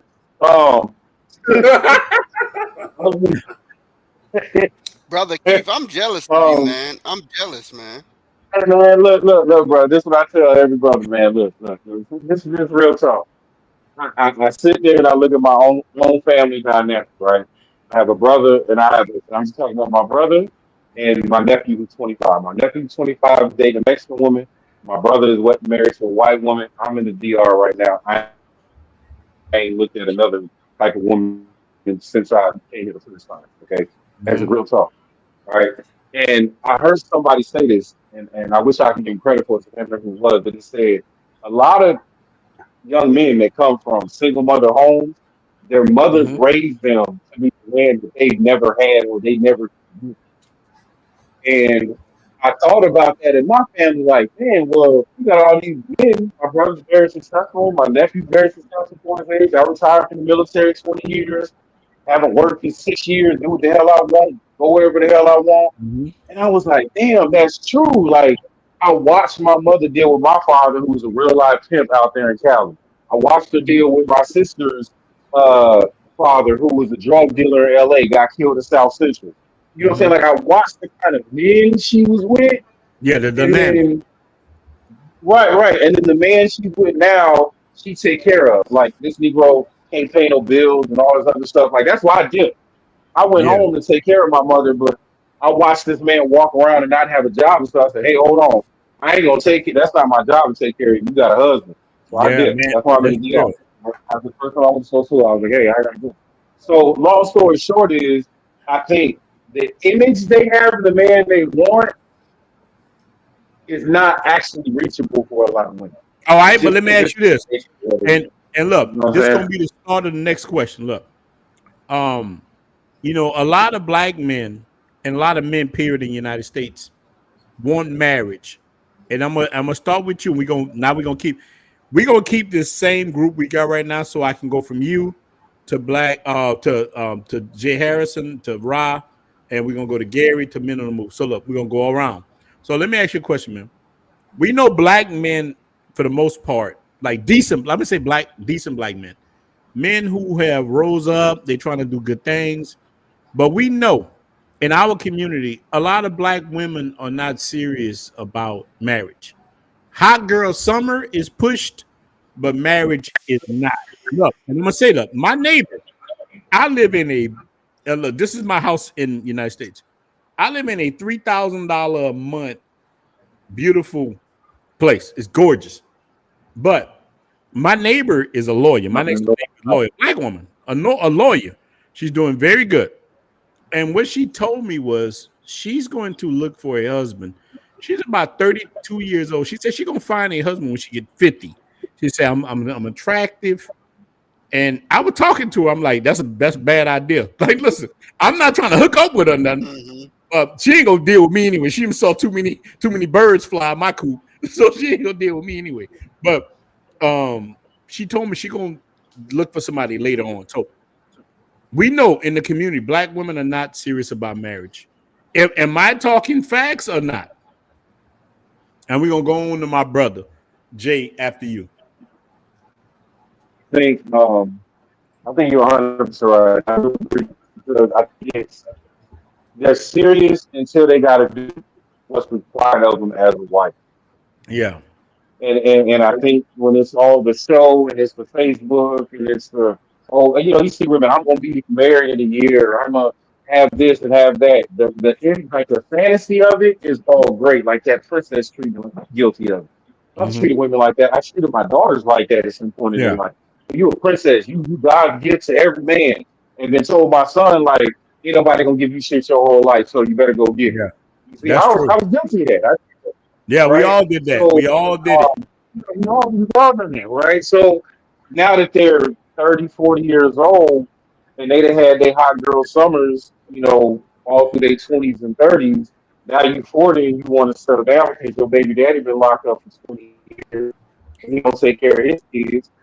Now you want to settle down, but what you don't understand is men want younger and more cooperative women. So that Mhm. time you was doing your hot girl summer, and same 40-year-old man, because we get better with age. We get more mature. Yeah. We make more money, more wise, all that other stuff. So now that we're getting better with age, you're decreasing.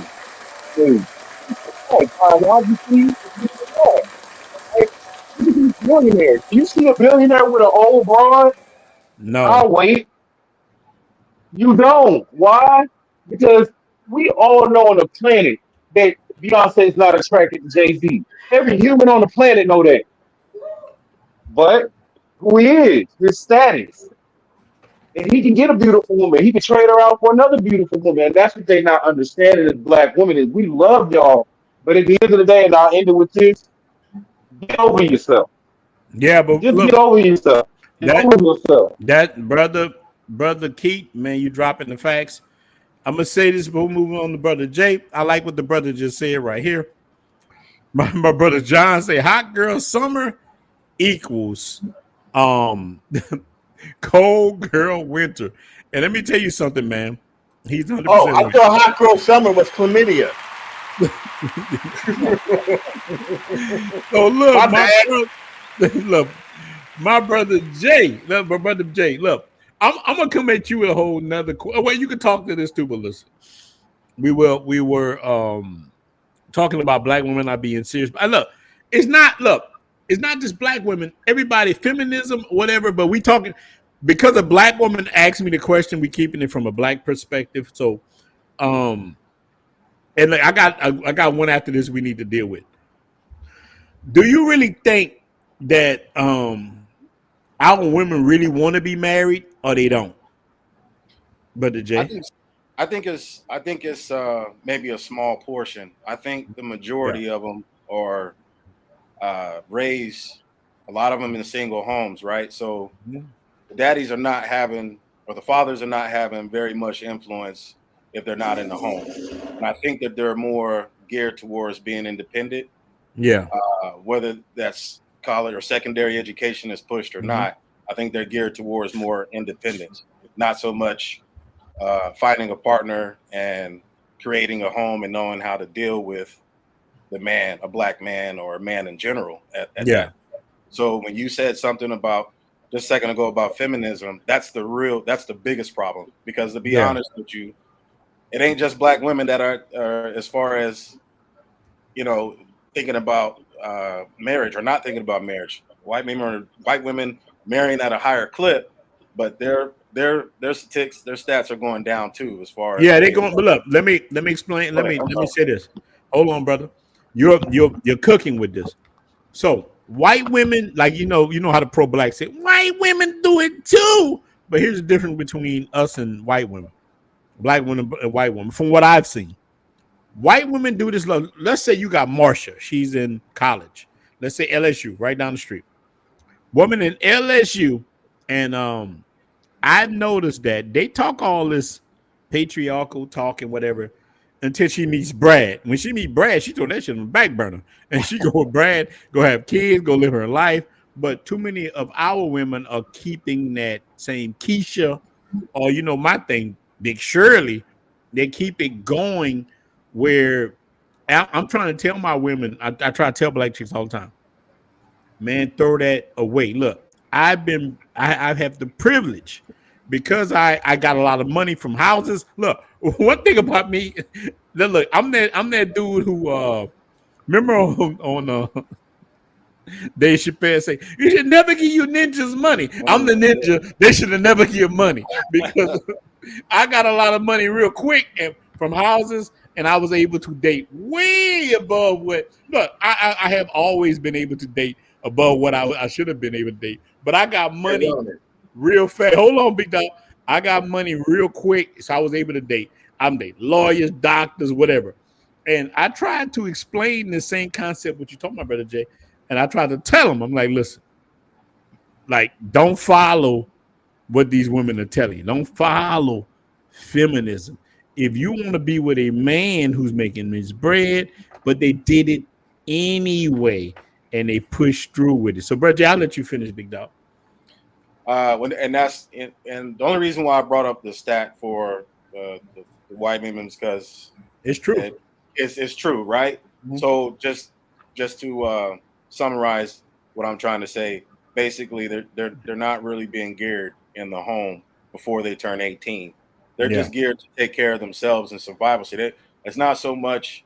Some of them now just they have a hate for men because maybe their dads weren't around, right? Mm-hmm. It's deeper than just they're not being taught. It's could be some trauma there. I would bet on that. But at the same time, it's like don't come after the brothers who's looking for something better. You know what I mean? Because you want to stay where you're at, and we're just trying to get better. You know what I'm saying? But let me ask you something, brother Jay. One more question. Yeah. Go ahead. Do you think black women have any interest? And look, this is not all, but a lot. Do you think black women really have any interest in building the community with us? I'm not talking Pookie and Ray or people ain't doing nothing. With a regular black man who's working every day, whether he's a truck driver, he's the janitor, a regular dude. Do you think they have any interest in building the community with us? I don't want to put you on the spot. This is a real question. I know it is, but I'm trying to give you a good answer here. But it's be real. Just give me your real. Well, I can't speak for the other brothers. I'll just speak from personal. Speak for you. Speak for you. So, I think they love the allure, right? The diamond, the ring, and the fact that they could tell their girlfriends, "Hey, I'm getting married. But the real wedding and the real marriage starts after all that is done, right? The work starts after that. Who's gonna take care of the house? Is it gonna be me? Because I'm paying, anywhere from 100 to or 85 or 100% of the bills, right? And I'm a regular guy. I don't own a business or anything like that. I just work a 9 to 5, right? But I just think they want the allure of it, and I don't think they want the work that goes into that. And I can only speak from experience. That's exactly why, in my situation, my marriage did not last. Because I wanted something more. You know what I'm saying? Like, you're not just gonna get the title and not wear it and live it. You're not gonna get that. I'll give you your life back. You give me my life back. I'll go get what I want. No, that's I respect it. My brother Ra, you got the floor. What do you think about what we're talking about? All right, before I even go into that, let it be known I'm from Philly too, but wait. with all due respect. No, I'm in Philly too, from South Philly. I don't live there no more, but I get back to that. But I got so much. Look, wait, brother Rob. I got so much respect for the East Coast. Appreciate it. I got so much respect for the East Coast, Philly, and New York. Let me tell you, my first 2 subscribers I ever got, one came from New York and one came from Philly. And that's why I will forever be linked to those 2 places, man. These are the guys. Look, before you know, I had 29 subscribers. And the brothers from the East Coast represented, the brothers from the military. Look, I always will have props for brothers from the military, my truck drivers, these people who help put me on the map. So my brother, let me ask you the same question. Are black women really, and we only saying black women because this is a black woman asking me the question, but you can put it for any woman. Do they really want to be married? Is it American culture? What is it? And do they really want to build a community with us? Answer those questions. I'm gonna spit it from both perspectives, but best I can. So it's all you. I have a friend. I've known her since we was like kids or whatever. She has a dude. She been with him for 5 years. Treat that man, and when I mean like treat him like she's submissive to that man. Rub his back when he home from work, make his smoothies, cook his dinner. Right? I hear that. She watch him play Call of Duty and rub his back the whole time. She be tired, but he expect this from her, so she gives him this. Yeah. Flip side of it is that man haven't even attempted to want to marry her. He just comfortable with all the things he getting out of. So that's from that side. Because I'm a person that I spit from both perspectives. From my perspective, I had a woman that I known for 16 years before I married her. We was on and off dating, but for 16 years. And for a good 10, 12 of those years, when we getting married, that's all I kept hearing.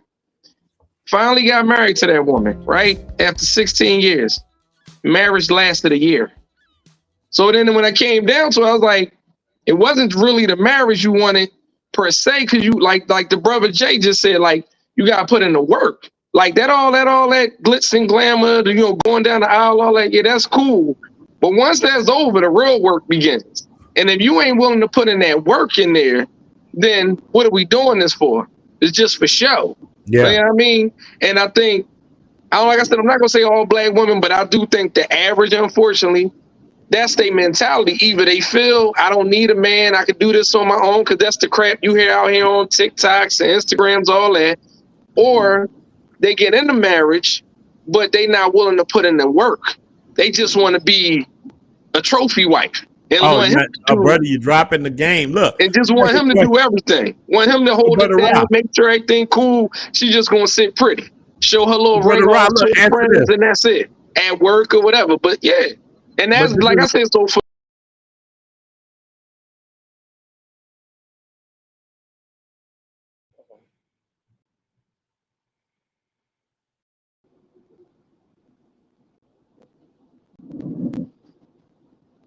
all right, we there? Okay. But yeah, so look, but I'll say, hold on. So we lost everybody for a second. Look, let me ask you a question, Brother Ra. Sure. So this is the reason why you got your passport? This is the reason why you left? I've been had my passport, but the reason I went to DR was because of that. I told everybody that was my divorce vacation. And I got to and like I said, and it was so crazy because I got to be around women. They didn't know me from a can of paint. I wasn't handing them no money, nothing. I was just spending time with them. And it was like some of the most intimate stuff I've had with a woman in like over a decade. Like, that's crazy. Like, and I was just telling my friend this earlier. Like, one woman, she hits me up every day, and and I could barely speak any bit of Spanish, but every day, mi amor, and miss you, and all this other stuff. Hey, look, wait. Her name ain't Leslie, huh? No. No. Her name ain't Leslie. No, but Leslie be giving me shoulder rubs. But no, like seriously, she like every day, baby, you okay? You good? How's work? Blah blah blah. Like, just showing time and effort. And I'm like, damn, I had a woman that was around me for damn near 2 decades that didn't give me that. Like, and I was giving her money and giving her other stuff. You're talking too real. You're talking too real. Look, seriously, man. Let me let my brother get back on here. Well, right now, men on the move. So we're going to start this back around because things get messed up. So look, I don't know what happened. Everything messed up. But let me read the super chat right quick. We got $10 super chat. Thanks for creating a safe space for community. Man, Brother Michael, let me tell you something, man. Everything I do, if I don't know, you're in my Facebook group. We got a Facebook group called Blue Book Passport Cartel. It's a safe space for brothers to just talk what's going on with us. Look, here's the problem. A lot of us are scared to embrace who we are. And we don't want to. We like Brother Real Deal said this. I got to give it to Brother Real Deal. He was talking about us not wanting to. We're trying to please women too much. And I even heard BMT say this too much. BMT said one time that black men are the most liberal. We always trying to help women. Now he said it different than how they said it, but it's a problem that we got. So let me ask you something, brother. My brother, now you my brother. Look, if you ain't followed this brother yet, anybody on the channel, follow this brother. Minimum Move Podcast. He's a solid guy with DR, having good time. Brother went there a couple of times. And Sosua got good videos. And look, any of you brothers, I don't care who you are, we all need to support each other. This is one thing other races got better than us. To get a brother to like a video and watch it all the way through is like pulling their teeth. Like, that minimum move. Like, I have a group right now with over 6,000 people. Even me, look, it's my group. I'm going to tell you, brother, it's my group. It ain't like some outsider. If I get 100 people to say, hey, I like the video, God damn, it's my group. 6,000 people, 6,000 to get the brothers like. But look, let me show you I'm gonna show you the opposite side. Imagine if those 6,000 people in the group first was subscribers to the membership, That means that's 6,000 times. It's just $1.99. That's $12,000 a month. Do you know the amount of Airbnbs I can buy with $12,000 a month? Do you know what I can do to help you as men with $12,000 a month? My cousin was rolling her hair, and look, she's pretty Creole girl. She's not rolling her hair. She gets $10,000 a month on her membership, not counting YouTube, whatever. Black men are not like this. We need to get like that. Like me, I subscribe to so many memberships. Any black man I know, I go pay the $199, $299. Me myself, I do that because it's dudes I don't even like. Look, let me tell you something. There's dudes I don't even like, but I subscribe to their membership. Know why? Because I believe in what real black men supposed to do. This is me, and because I don't feel like I'm trying to gyp nobody. I'm always create content. I'm always doing. And look, man on the move. Let me ask you a question. Dead on before we get anything. I didn't even know you from nothing. Did I talk to you? Head on. Be honest. Man. Yeah, you talked to me, man. Like a lot. You called me up. We had a conversation. I didn't even know you. Did we had a long conversation about the dudes don't about an hour and a half. Hour and a half. So you talking real talk. That's why you my friend to this day. I didn't even know this brother, but I sit there and talk to him for an hour and a half. And look, I have done this with hundreds of men, not asking them for $1/4. I know a lot of dudes say, "Hey man, I need consultation. You gotta pay me $50. You gotta pay me $120."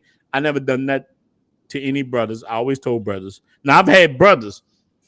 They say, "Hey man, I'm gonna send you a cash out." But I said, "No, bro, you not send me no cash out. I'm just trying to help you. I want you to be okay. I flip houses. I'm good." No, brother, you give me your time. I've had solid brothers like this and say, "Look, man, I support your movement." No, you won't do that. It's okay. But me as a person, I'm not trying to squeeze your nipples for $1. You know these dudes. They got all these dudes on YouTube right now. Hey man, pay for my trip to the Philippines. Look, I'm not. I'm not. I'm gonna squeeze your nipples till you pay for. Look. I'm gonna juggle till you pay for my trip. I'm not that dude. I'm not. It's not what I'm about. Now look, not hating on these guys. Not. But look, here I'm not about to put you on the spot. Now I'm in a move. Should we separate ourselves from the real Pookies, the Keishas, and my word, Big Shirley? And why should we separate ourselves from these people? Did you understand what I just said, big dog? So, let me say it back to you to see if I understood. Okay. Should we separate? Should us as the passport community separate ourselves from like? Well, look, let's not just say passport community because hold up. Let's rephrase it because there's many brothers who don't even have their passport. That's just trying to, not everybody. They're just trying to find a way, and it's just brothers that just like I don't have my passport yet. I'm just trying to find my way. I don't hate nobody. I don't want nothing, but I realize we got some bad problems in the community, and these brothers trying to escape. So they're not passport bros. They're not pro blacks. They just dudes that's trying to help themselves, but. You gotta link it to us. I'm sorry to put you on the spot, but the key you're gonna be next, and then we're gonna go to Brother Raylon, Brother Ellis. You'll go to him, and we're gonna go around. So, what do you think, brother? It's kind of hard, man. I don't want to say we got no. Be real. Like, look. Keep it 100. How you really feel. White folks do it all the time. Say, look, I'm getting away from white trash. These people from the Appalachian Mountains. So we get away from black trash or not, Ninja? Say it, Ninja. Do we get away from black trash or not? And how do we win from it? All right, man. Boy, brother scared. Because I hang around a lot of the Pookies and Ray Rays. No, let's say it. You ain't got to side. Just say it. But it is toxic, man. Being around a lot of the Pookies and Ray Rays, you automatically associate it as one of them if you're around them, and even if you're not around them, because a lot of the other races and ethnicities, they only see what they see in the media, and that's Yeah. Pookie and Ray Ray. Like, the media don't show proper guys that are doing like fireman work or Yeah. black doctors. They just show the hood type of Pookie and Ray Ray. So All right, so what is a unfortunately, we Pookie and do Ray Ray? have to No, distance wait. ourselves. I'm about to put you on the spot, bro. I know you can handle it. I'm gonna put you on the spot because I know you can handle it. What is a Pookie and a Ray Ray? Everybody say Pookie and Ray Ray. What is your opinion? What the hell is a Pookie and a Ray Ray? Say, Damn, give me, you brother. you really You doing that. can't Put me right handle. on the You spot, can handle man. the kitchen. You get out. You get out the kitchen. I God ain't telling you I damn stay in the kitchen. You my brother. Look, if anybody on Oh this channel, man. you my brother. I ain't. He tied you up. He tied you up, bro. God Don't do it. damn. Let my brother put it. Look. Yeah, he got a good YouTube channel. Smart brother. What do you look? All right, let's put it this. What is your perception of a Pookie and a Ray Ray? And your perception. My God damn, that's still kind of rough. But my perception of a Pookie and Ray Ray is gonna be really a dude. As a young man, you're younger God than us. damn, You're a a dude. younger guy. Yeah. So it's gonna be a dude that's more so. He's Oh probably no, in you his know they 50s. clown you say Pookie and Ray Ray.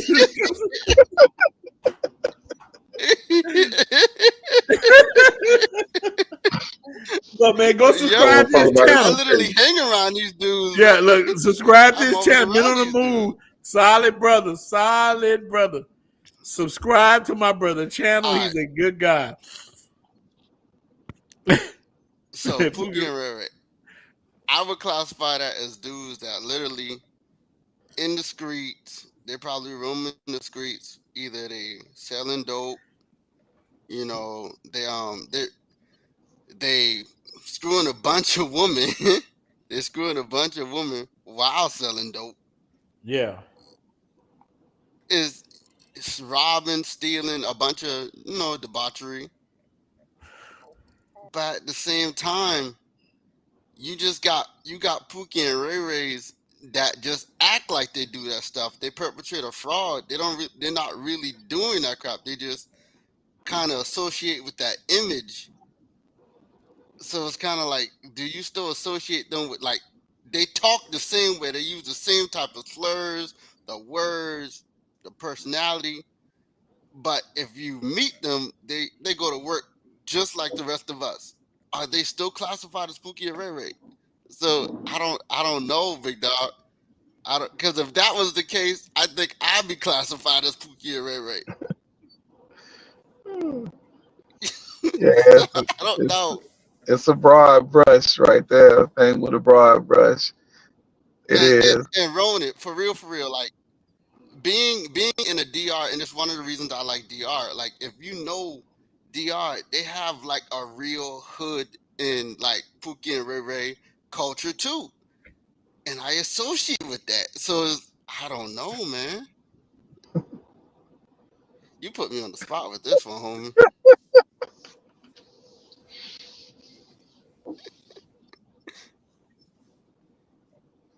I can't hear him. You muted, Ronnie. Y'all can hear him? Can't hear you. Ronan, And you you can't a hear me? brother that grew up in that culture, like a lot of us older guys, now 40s and whatever, and older, even your late 30s or whatever. Man, you know what a real Pookie and Ray Ray is. They bring destruction, whatever. Like a lot of people who they call Pookies and Ray Rays, they ain't, boy, you want to see a real Pookie and Ray Ray? Look, let me tell you, I know. And Look, that's what I'm let me show y'all saying. something. Look. A dude say Pookie and Ray Ray. Let me show you some real stuff. Now we talk about this. Look, on my arm. Look, this is real. Let me show you how much I know. My nickname was Bookie. I got a gun under it. I don't know you guys can see this. I done changed so much. But look, one thing, I got this when I was like a little kid. I probably was like 17 years old. I had gold teeth. My mama broke a damn broomstick across my back because this is New Orleans back in the day. Look, you guys know New Orleans in the 90s. Everybody had gold teeth. I walk in the house. My mom thought I had Popeye's ashtrays in my mouth. When she saw I was like we call slugged up. I had real gold teeth. My mama tried to beat the hell out of me, and she swung a belt, and I grabbed that mess like I had an Iron Man suit on. Not no more.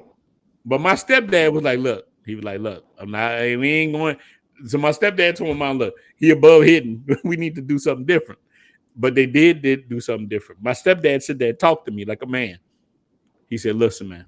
He talked to me. He said, we didn't give you everything you ever wanted in life. You need to make a decision. Are you going the way of your cousins? Are these people doing this? Or do you want a better life? This is my stepdad, real man. And then he was so man enough, he called my father.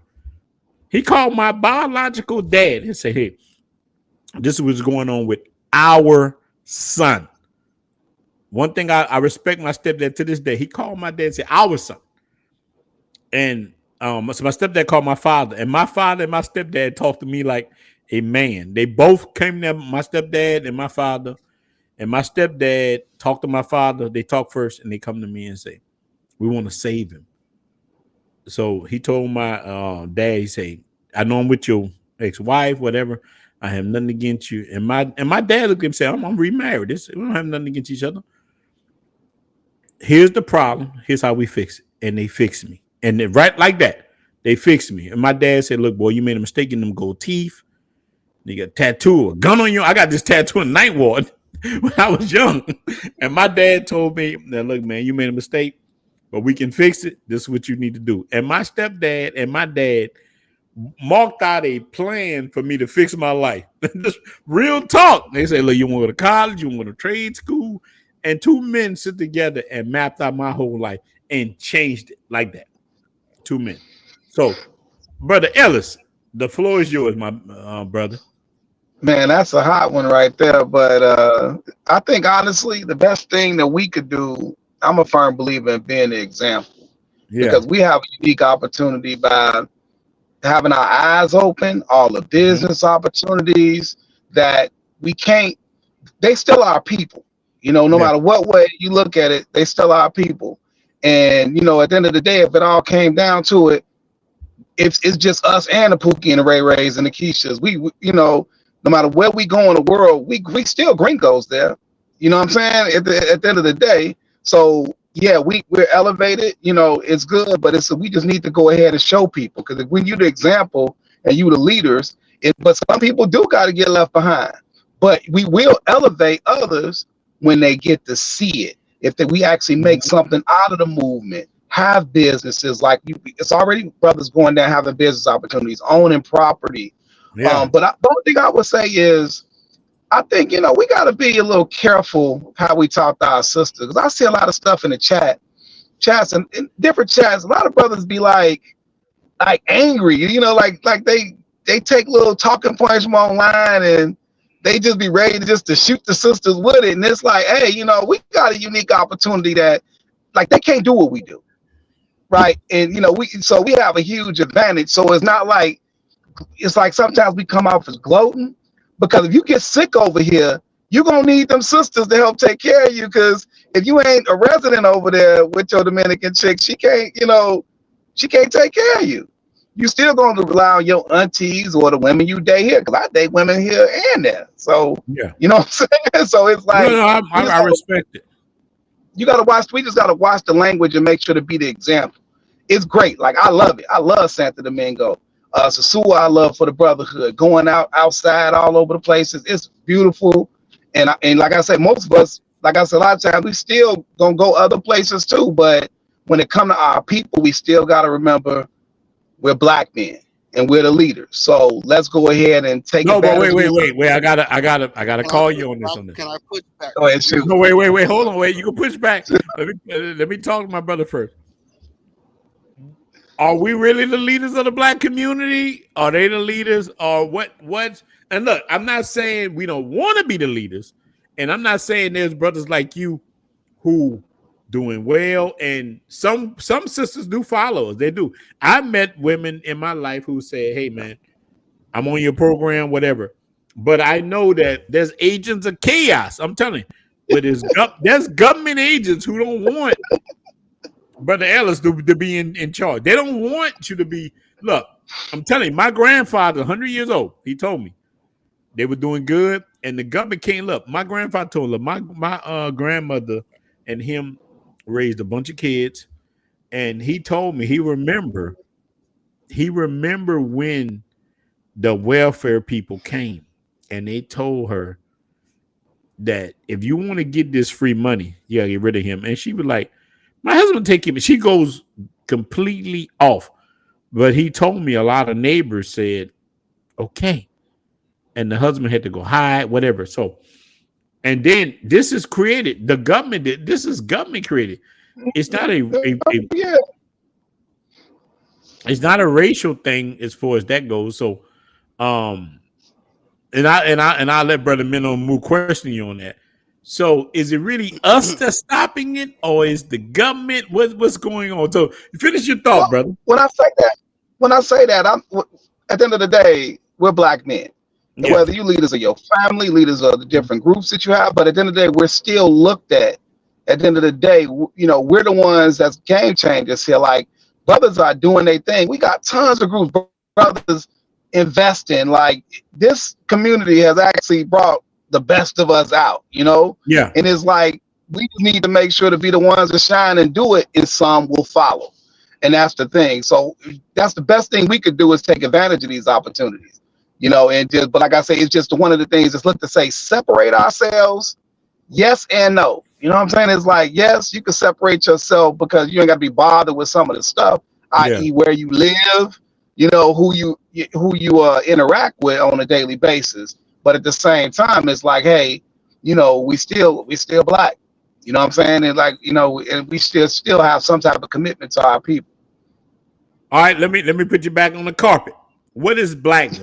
What is it? Just like I went in the mood, I gotta put this out. Listen, look, you don't have black skin, you got brown skin. What is blackness? I'm just saying this for people who don't understand. Honestly, yeah. From your black Black American culture, us Black Americans, we are a unique not the Black American culture.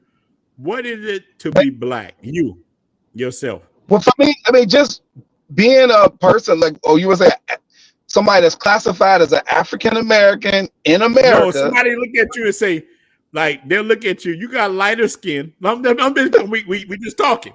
So, are you black? Or are you just a man? What is it to be black? What is it to be black? Oh, you know what? I got a many audiences from Europe. I'm gonna say that I got audience from Dominican Republic. I got a big audience, and I'm only saying, look, this is not talking to you, but me. I'm a little lighter. People always tell me, "What is black? You're not black." So, but I said, no, I am black. What is black to you? Pretty much, if I were to define it, the descendants of slaves in the struggle in America. Yeah. That's what I would consider it. Well, what some people call foundational Black Americans. I think that's what people call it now. It's just because I think we're our own people, because people in Africa don't really claim us. You know, people throughout the world, we're still separated. We're our own unique people. That's how I look at it, you know. And that's like I said, I'm not saying it just as far as like, I love everybody. So it ain't like when it comes to like, you know, it's not just a race thing. I just think I'm just saying, but as you identify yourself, I'm always identify myself as a Black American. You may as well say a Black American man. A Black American man. Yeah. Yeah. I got you, man. You did low. So men on the move. What you got to ask him? What you got to ask before we go move on? Or we move on. So man, you know, you older cat, man. I'm a young dude. I'm pretty sure you got way more wisdom than I do. But from just being around and with my channel and being in a movement, like you said, you see a lot of dudes, the way they swinging at the woman, talking about the ladies in the comments. A lot of the guys are like so angry, like this place, like being here on the podcast. A lot of the dudes are so angry, and they use it as a way to vent. You know, because that's almost like how Demrona said, like a barbershop. And I know you say, you know, we are black people, we are together, but when we listen to black women talk about us, and me as a young dude, I've heard this, and I haven't been on this earth that long. Black women have not been talking so kindly about black men for us to be motivated to do the things that you said that we should do, for us to want to lead. So how do you tell men to want to lead women that truthfully don't want to be lead by the men that help create them? Oh, well, let me be clear. And I get your point there. What I mean by it, like, I think the movement is the greatest thing ever, because at the end of the day, if you're not finding what it is that you like or what you want, you got to go where you appreciate it, right? But remember, the loudest people are speaking. Like, man, and I actually broke up with a very, like, good woman. It's just her kids were crazy as hell. Like, I couldn't do it no more. Wait, hold on. It's like that. Look, wait. She ain't like that. She ain't like that. She ain't like that Colombian woman I had with Miguel. I just watched that video. Hey, shut it down. Everything you get, like I get from women in the DR, I got from her. Right? She was Louisiana girl too. Born and raised Louisiana. Man, boy, be well. Man, look, and I'm telling you, she ain't hide your drawers, huh? That voodoo. I mean, that's maybe why I was stuck there for 3 years. I don't know. Oh yeah, you might be stuck there, Louisiana girls. So what I'm saying is, but we always see the loudest. But what I'm saying is, I'm not, man. I understand the frustration. I get it. It's just that what I'm saying, I'm not telling you. People got to find where they find their happy place, right? But I think too. But it's just that what I'm hearing is, it's like we fucked a lot of women over too. Like, some of us. Wait. So you think you hearing there's too much hate on the other side? Yeah, it's like the vitriol. It's the vitriol. It's like it's just too much vitriol, and it's like, I have a daughter, man, and she's a. I have a couple of them. Look, do you think you know what I'm saying? About, look, but let me ask you something, brother. Do you think it's about black women, or it's just about women? It's American. No, it's American women. It's the culture. It's not even just black women. It's Western women. It's the American culture. It's the American culture. And all I'm saying is, it's like, have your fun. Like, I'm that man. I don't deep that. I love that. I love Santo Domingo. I love going to the DR. But it's like, why? At the end of the day, why?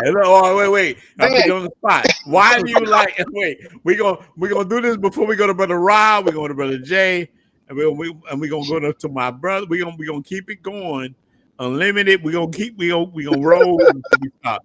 Then we're gonna go to Brother Keith and Brother Miller. Move again. Look, answer this question: why do you like Santo Domingo women more? Why do you like them? Actually, because I actually find that it's better to date them because they're more literate. That's the other one. Like, I just can't deal with a literate chick, man. That's annoying. Because I just noticed there's more educated women in Santo Domingo. So the woman I deal with, we're actually able to connect on things and culture, and I could take her places. Some of these chicks, you can't take these hoes nowhere. I mean, can't take them nowhere. You know what I'm saying? Actually hanging out and doing things. So that's why I like Santo Domingo, man, because all the education I got, I can't be with a slow chick, man. No, I get you. But look, let me ask you something. This is my last thing. I'm gonna let Brother Rock get into. In Santo Domingo, my brother, how did the women treat you? The best woman you met in Santo Domingo? I ain't talking about the choppies, none of that. Nah, how did the best woman you met treat you? Yo, like I said, my birthday, man, I had the best birthday I ever got from a woman in my life. And I was, man, like, married twice. That shit was crazy, man. Like, just the effort and the energy and just being just on top of everything. Like, just, you don't have to ask for anything. They just do that shit. It's like, damn, it's done. You like it, what do you like? You say what you like, it's done like clockwork. You know what I'm saying? That's just what I know. I know. These brothers on the panel know. Most of the brothers know. Look, tell me before I move on to Brother Ra, what's the worst experience you had in the DR? Man, it was this chick that ain't had no damn job, man. Like she was Man, fine as I hell, love but it. ain't had no job. And I'm like, this begging shit, like it's like, but it wasn't even like nothing bad. It was just like Yeah. the other chick I did what she wanted because she worked. She got her own money. You know what I'm saying? It's just that begging shit like all the time. It's like, yo, you can ask for something. All right. So we got that, Paul. I'm about to put you on the spot. Before we go to Brother Rock. About to put you on the spot. This is what this is about. I'm about to put you on the spot. So listen. All right, you got to pick one or the other, and you had to pick between dating your sister girl in the United States. You can't leave the United States, or you can date that chick in Santo Domingo. You got to pick one. Oh yeah. You said the chick, the begging chick in Santo Domingo? No, the chick that treats you, not the begging mofo, the one treats you good. You got to pick between her. Santo Domingo, the one in Santo Domingo. All right,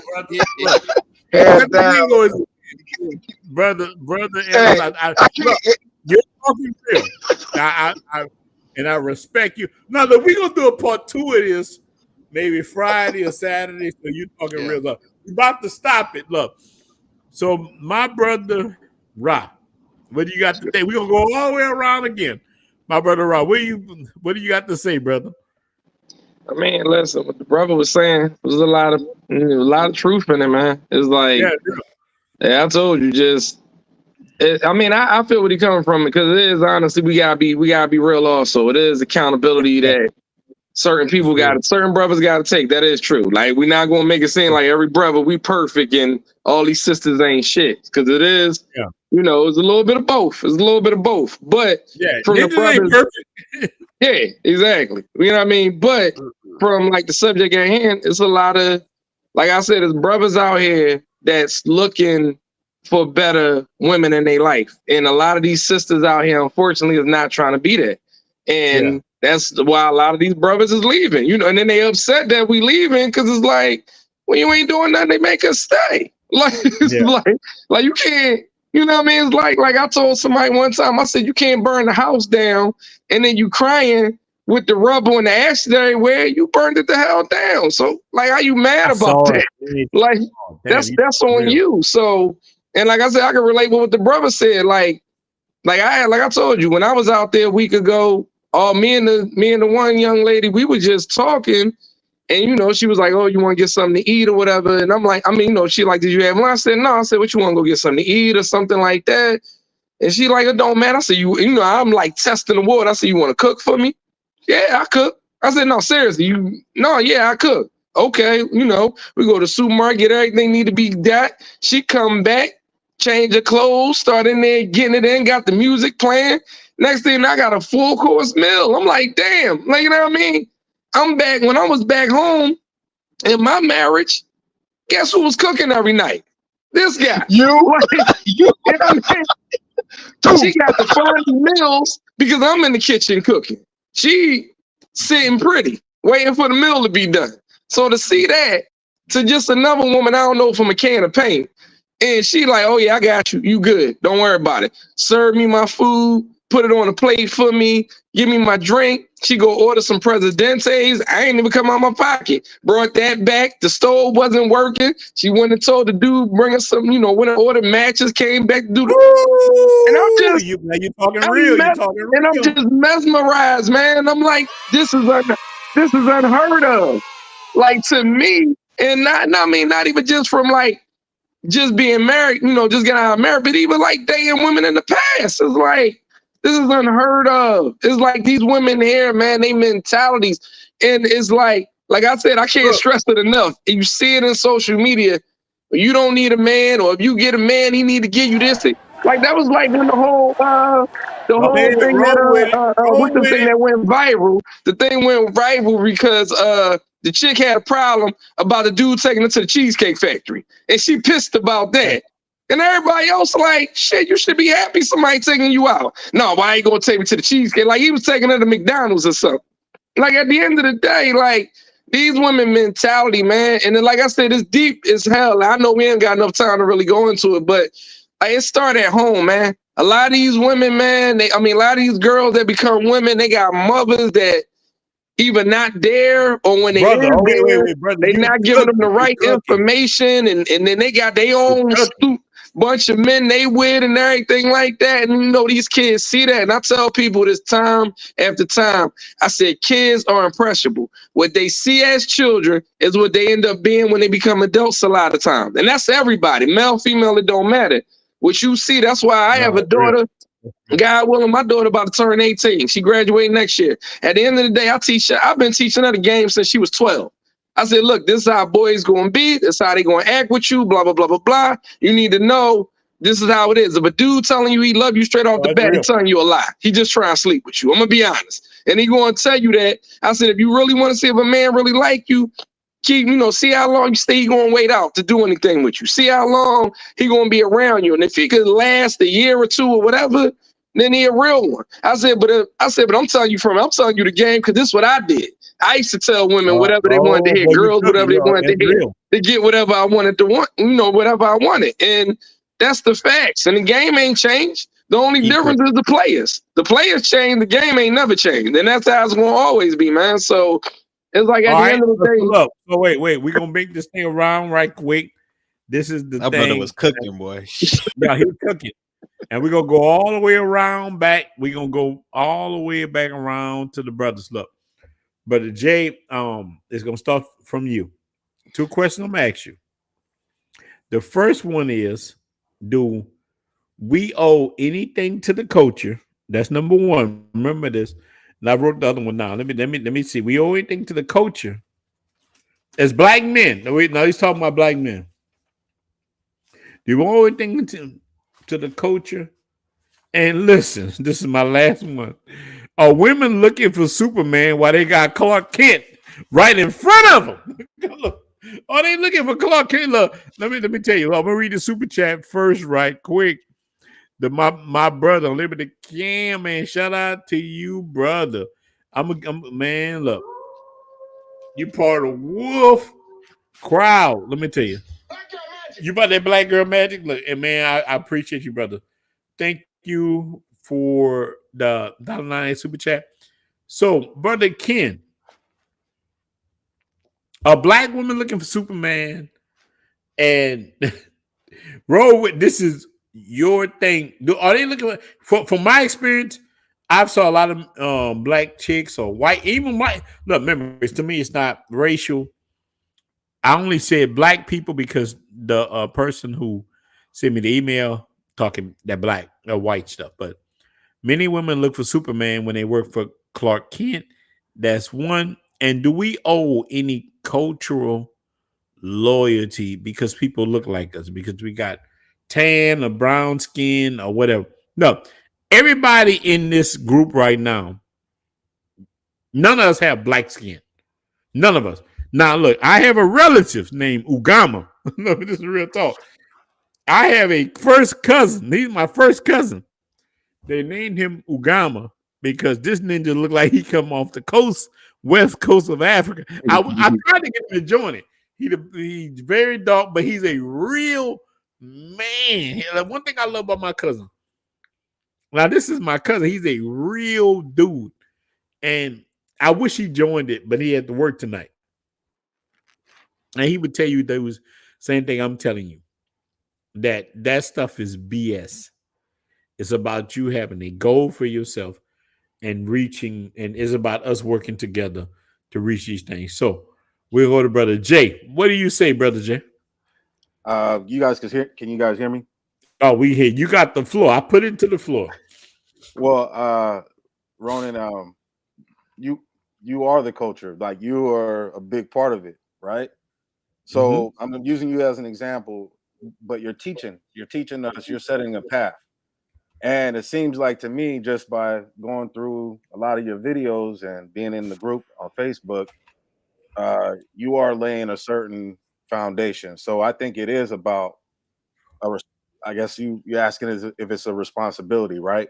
For the culture. But you're referring to black culture. I think this is black culture. I think this is Yeah, I'm black. I'm always gonna roll with the card. You know. Well, I'm just saying that people that us with passports, that they're separating us from that now, or trying to. Yeah. Even though it's really such a small movement. It's a lot of brothers getting their passports, right? Yeah, but it's small. You're right. But it's small. Not everybody has a passport, right? So you talking they're trying to destroy this movement before it even really gets started, right? But Brother Jay, I'm sorry. It's a small little man. It's a small group of men. I give you shots, man. Listen, I feel I probably don't have as much experience, in the DR. I went to my first time about 3 weeks ago. Yeah, and Sosua, of all places, right? But I had been like trying to go since 2017. How'd the women treat you? You just can't say I went to Sosua without talking about Sosua. Listen, I had pregame before I came, right? So all right, but look, I gotta call him up. And shout out to all you brothers. O'Shea did a video with a brother saying, now I'm gonna tell you two things. I heard one brother say, if you're lame in the United States, you're lame if you go to Sosua. Right. You're lame if you go to Cartagena. You're lame anywhere you go. How was your experience coming to Sosua? Okay, so full transparency. Be transparent. I had some people I've been dealing with, some young women for years, right? Yeah. Before I even got a chance to go. So yeah, that was my main focus with that. Because I'm a little older now, so I don't be out there wilding like that. So I'm looking for something a little bit more serious, right? So the brother said, "Be honest, brother." I'm being honest, man. I'm being honest. But he said, "You're gonna be a wolf." He said, "You're gonna be a wolf. Be a wolf." Here's the thing, though. So brothers in the group, we talk about mangoes all the time. Yeah. I tried that once. I never did that in the States. No, and I'm gonna be honest with you, man. I didn't like it. Yeah, I didn't like it because when you're with someone you know what I mean, or have a rapport with, it's different. Yeah. Versus someone on the tape, that was my experience. You know what I mean? But no, that's everybody why always said don't knock it till you try it, right? So I tried it once. It just wasn't my thing. So just being honest. Hold on, Roland. There's two type of mangoes. Did you? No, wait. Before you go, you're gonna be at the Brother Rock. Advertise. Okay. Wait. Hold on. We gonna get it. Like we're gonna get into this closing. Look, brother, you're gonna go after Brother Rock. You're gonna be at so you're gonna go to Brother Jay, Brother Rock. So Brother Jay. Yeah. So my thing is, I always tell men all the time. I always keep it 100% about myself. I prefer to hunt, but and you put lamb chops in front of me, I'm a wolf.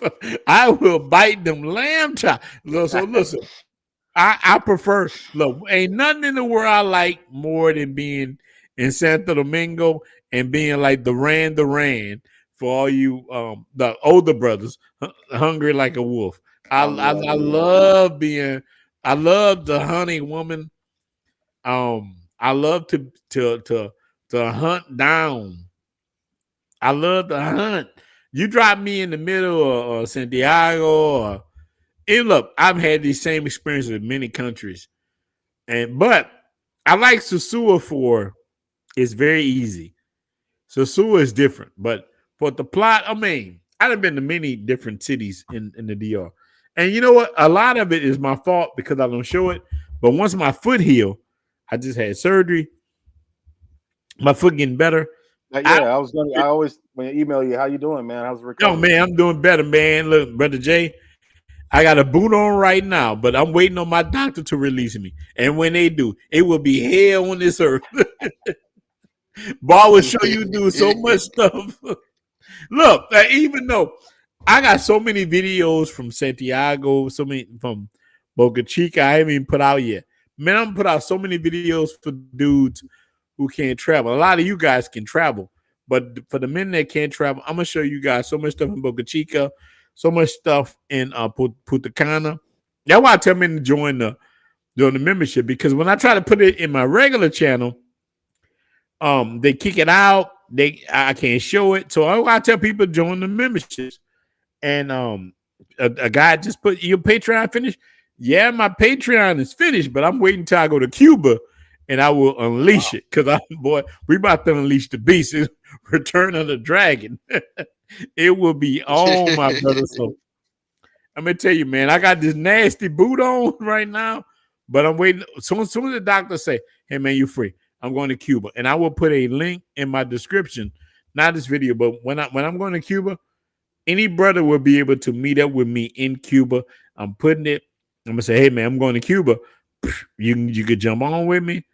If brothers coming to Santo Domingo, Punta Cana, wherever you coming, I would say, "Hey, man, you meet up with me." I meet up with so many brothers right now. Let me tell you, so many dudes know me, like Brother Keith. I met Brother Keith. I'm sitting in Sosua. So Brother Keith, the guy, I'm sitting in Sosua. Brother Keith was in Sosua, handling business. I met Brother Keith. I met so many people. Brother Keith coming through. I met him. Like, so this is that, man. We winning. We're definitely winning. And I'm telling you guys, man, ain't nothing can stop us but us. Stop giving women your power. Stop giving the social media power. We give ourselves our power. So Brother Jay, finish what you're saying for that Brother Ra. We about to stop it. But look, do you brothers want to jump on tomorrow? We got part 2 of this. Look, it's on you guys. All you guys. Hey, you know what? I'm game. I want to talk about what Jay talked about. We should do what Jay talked about what did he say? Like a lot of people going to Sosua and not the mango experience in Sosua. Because a lot of brothers be talking about that in the Passport Cartel. How like it's cool, but then you be like, and then talk the different. Look. All you brothers that's in the Blue Book Passport Cartel, brother, you dropped the game. Brother Jay, we're family. Look, I won't remember this because I've been drinking. If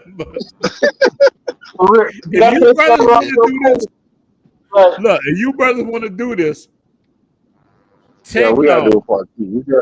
Any brothers that's in my in our, it's not mine, in the Blue Book Passport Cartel. Look, this is the thing, brothers. I got the cartel private chat done. I'm gonna drop it probably Friday. Any of you brothers that's in the Blue Book Passport Cartel, you'll be able to share your experiences. Brothers who ain't not in there, you won't join that group. I'm gonna tell you something. We got a private chat. You can share your experiences from Sosua around the world. We got people. I got dudes show me stuff right now in China. Look at this Chinese woman on where she cross-eyed and she kick hard, but she cool. So look, we will put all this in the private chat. And I'm telling you, any of you brothers who are not in that need to be in that. I will have that. I guarantee you, our private chat that we can do anything we want will be down by Saturday. It will be on. Any of you brothers that want to be down, the brothers sharing their experience, knocking down their choppies, whatever you're knocking down, it's your business. This is free country. Look, I'm tired of ninjas. So look, one thing about Real Deal talked the truth, man. He talked the truth about us worrying about women and this how they saw things. Women don't give a damn about what we say. It's about us pushing how we feel. And so the chat is all about, Blue Book Passport Cartel is all about that. The Facebook group is all, we don't give a damn with no. And you trying to dick police, you can get out of there. I told men this, but the chat will be more raw. We can do whatever we want.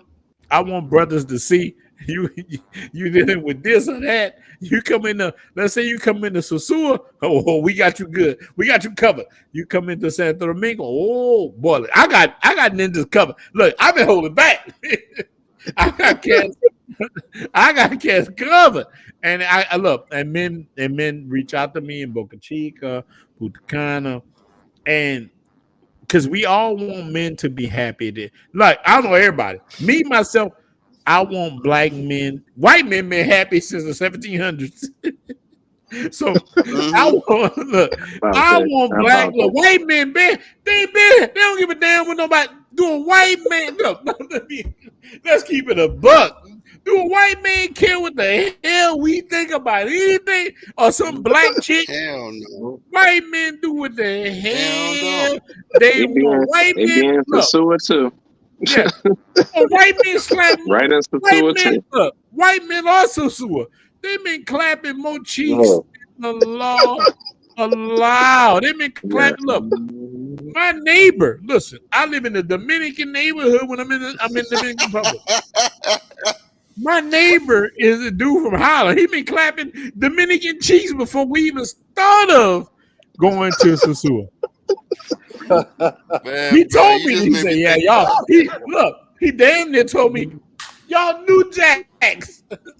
Women, look, I don't know. Look, and to this day, I don't know if Mr. Flip Flop told me this or this white man who I'm cool with, my neighbor.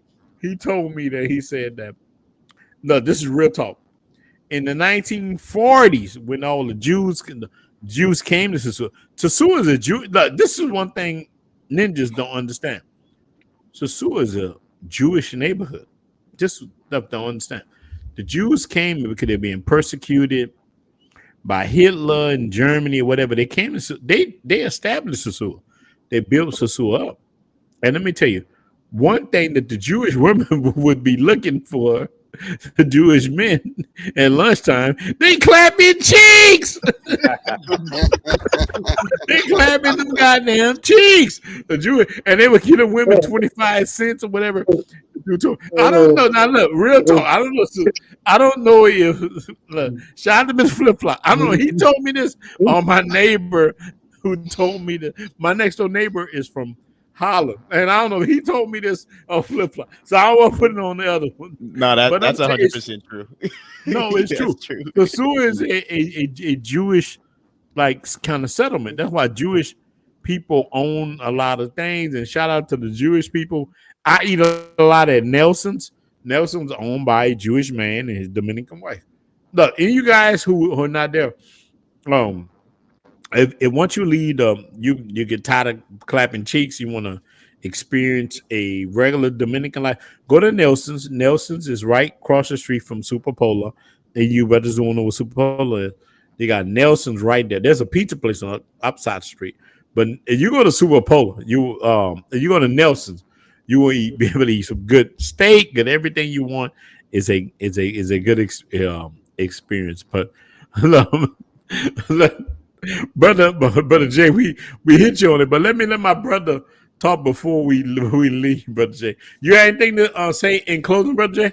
No, I just wanted to thank you, and it's been real. You know what I mean?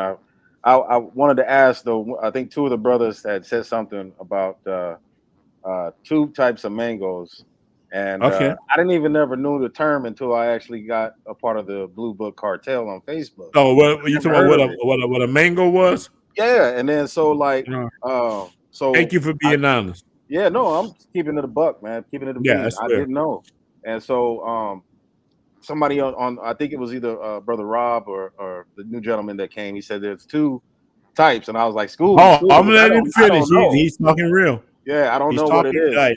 Yeah, so, he understands. So I always just thought it was, somebody, just hustling, trying to, do their thing. Yeah. You know what I'm saying? But he said two, and I'm like, I never heard of two. Well, I'm gonna let him explain it.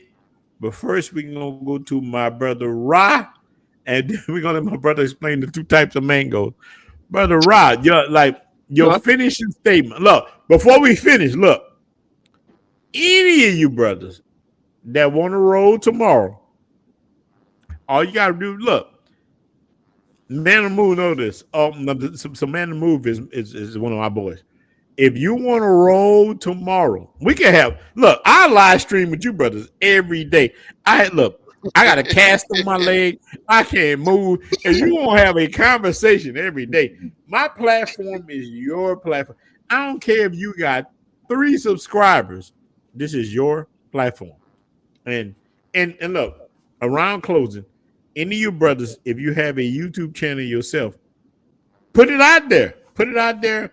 And look, any men on the panel right now, I'm gonna say this. I always say this so men can understand. if you want to use any of this as YouTube Shorts, it's yours. You're on here contributing. You can use the YouTube Short. I know a lot of men that I don't want people using my content. This is our content. This is different between a lot of passport movements and the Blue Book Passport cartel. The cartel is ours. It's not mine. It's for us. That's why I'm trying. That's why I started my own group, my own movement. Besides the Passport Bros, the Black Men Out, I love those groups, but the Blue Book Passport cartel is ours. It's not mine. So if you want to take any of this footage on record and make YouTube Shorts, I'm gonna make shorts out of it. You can take this and make all the stuff you want. This is the way you get free. I keep telling men, you want to be free from stuff. This is the way. YouTube is the way, real estate the way, and we will dominate everything. But brother Ra, it's all yours. What you got to say, brother? We're gonna walk our way around. I mean, listen, man. We definitely gotta do this again because this been on point tonight. Like, and there's so much more input I want to like put out there, but it's like time is limited and stuff. But like salute to all y'all brothers, man. Like, you know, on this panel and stuff, as well as everybody in the chats and whatnot. Like, I love this. Like, and honestly, we don't get enough. We don't get enough shine for stuff like this, man. Because it's like. Yeah. We get put in such a negative light for so many different things, and it's crazy, whatever and stuff. So just for us to be on the, you know, on this platform, we just speaking our piece, man, speaking from where we coming from. We all come from all different walks of life. Like, you know what I mean? You know, we got brothers in here that's probably got all types of educations or making six figures. So, you know, brothers might only got a GED and, you know what I mean, working a 9 to 5, but you know, but we all got opinions. And that's all that matters, whatever and stuff. And we all got the same brotherhood. Like I told you, I've been representing Blue Book Passport since last summer. Like I started back in July. So I appreciate it. Yeah, I mean, and then from then on, I didn't put other brothers in the group and stuff like that, just to be like, look, you gotta check out what's going on and you know how brothers is moving and stuff like that, man. I like you don't understand. Like I love that because we don't get enough shine, man. It's like such a negative light. So to get that, man, that is like awesome. Like said, and like because of being a Blue Book is just that's why I was in DR last week. That's why I'm going to Colombia and Thailand and other countries like that. That wasn't even crossing my mind. Like the mentality that we have, and I'm gonna try to leave it at this. Like the mentality that's put out there to us. And it started all the way back from school where we're just like, we're told that America is the land of the free, home of the brave, you know, the opportunity and all that. That don't relate to us. Like just being honest, that relates to them. Yeah.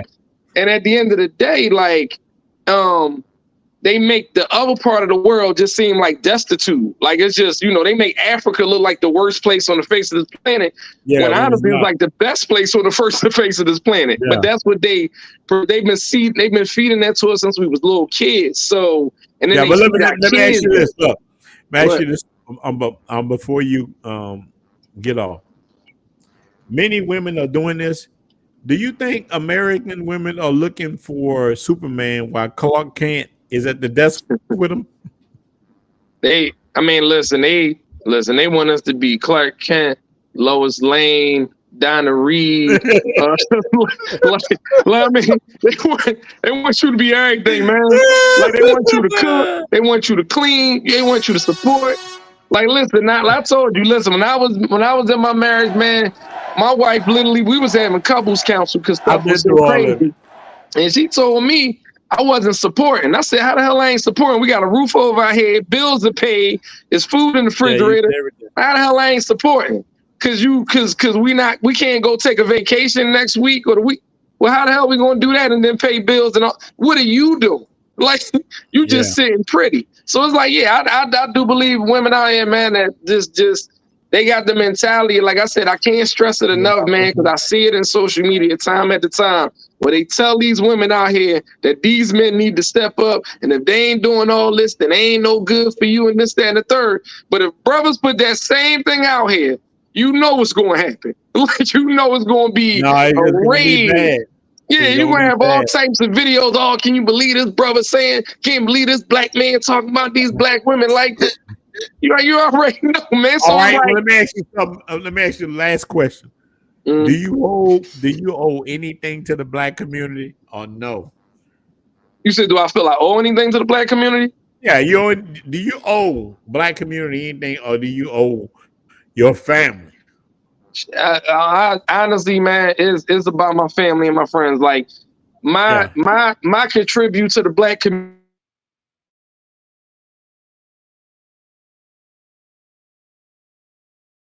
That's my Yeah. contribution. I'm not, like I said, I ain't no, I'm not out here making six figures and working 9 to 5. I'm working on a business plan to get to that level. Yeah. So it's like at the end of the day, like I say this, when I was younger, I wish it was brothers like this that came to me and said, look, Like brother, stop real worrying talk. about all this on the streets and hustling and all that, man. Look, I got this beautiful crib over in this country. This is my wife, this is my girl, and I got shown that as a teenager or even in my early 20s. Man, you dropping fire. You dropping I'll be that a whole fire. nother place right now, man. I'll be somewhere via another country living like a king. But that wasn't put out there. Like, I'll say this part. When I was in DR, I went to I was at Oasis. It's a crazy story, but I'll get into it another time. It's a crazy story, but I'll get into another time. But I'm in Oasis. Let me ask you a question. Look. What? Right now, hands down, this brother's talking. Are y'all ready to drop this again? Look, this is the brothers that's talking. Y'all want to roll with the part 2 of this? Let's do it. Friday? No, wait. I'm Let's not. No. Let's just keep it with a buck. Yeah. You want to roll? And you I'm can finish in. this part. I'm in. We can roll, but let me say this right here. Brother Rod, let me let my brother get on here right quick. And Unlimited Ken. And let me tell you, man, Friday, y'all wanna, like, how many of the people in the group are in the Blue Book Passport Cartel? All y'all in there? I know you in it. If all y'all in it, we can roll with it. I mean, I already know Brother Keith. I know Men on the Move. Look, if y'all want to go Friday, man, look, all any of you brothers got to tell me is, look, let me explain you something. We can do this every day. Look, right now my foot broke. Let me explain something to y'all, brothers. I can do this every day. All you got to tell me is all you got to reach out to me, send me an email and say, all you brothers, because y'all on the Blue Book Passport Cartel. I feel like Brother Keith is family because he lived in Baton Rouge and like in Louisiana. All you got to do is send me a kite. Just say, look, man, this is what I want to talk about. I'm not that dude. Y'all won't do it. Look, whether I say something or not, I open my platform to you because I believe in brotherhood. Look, my money don't really come from YouTube. My YouTube does okay. Sometimes I make 1,000. Sometimes I make 500. At times I made 3,000. But what I told dudes is this: if you want to free yourself from America, I can help you with YouTube. You can come on my platform. You grow your YouTube. And look, travel YouTube is okay, but I tell men to do faceless YouTube channels, music YouTube channels. There's other YouTube channels you make way more money than what I'm doing. But I'm here to help you to win because we are brothers. Look, when I see you, I don't see nobody different than me. I see my own face. That's the thing with me. When I look at my brothers, with whoever it is, you are my family. I don't see no different. Because I have family members look like each and every last one of you brothers. And even you threw a white dude in the corner, he looked like one of my family too. And you threw a jet black ninja in the corner. We all look like this is the best thing about being an African American. We are a unique group of people. I'm gonna tell you, man, we are unique. We are special people, like Claude Anderson said. Man, we bad. So, but we don't realize that. So this is what my platform is about. I know I'm talking pro-black stuff, but I'm telling you guys, we are a beast.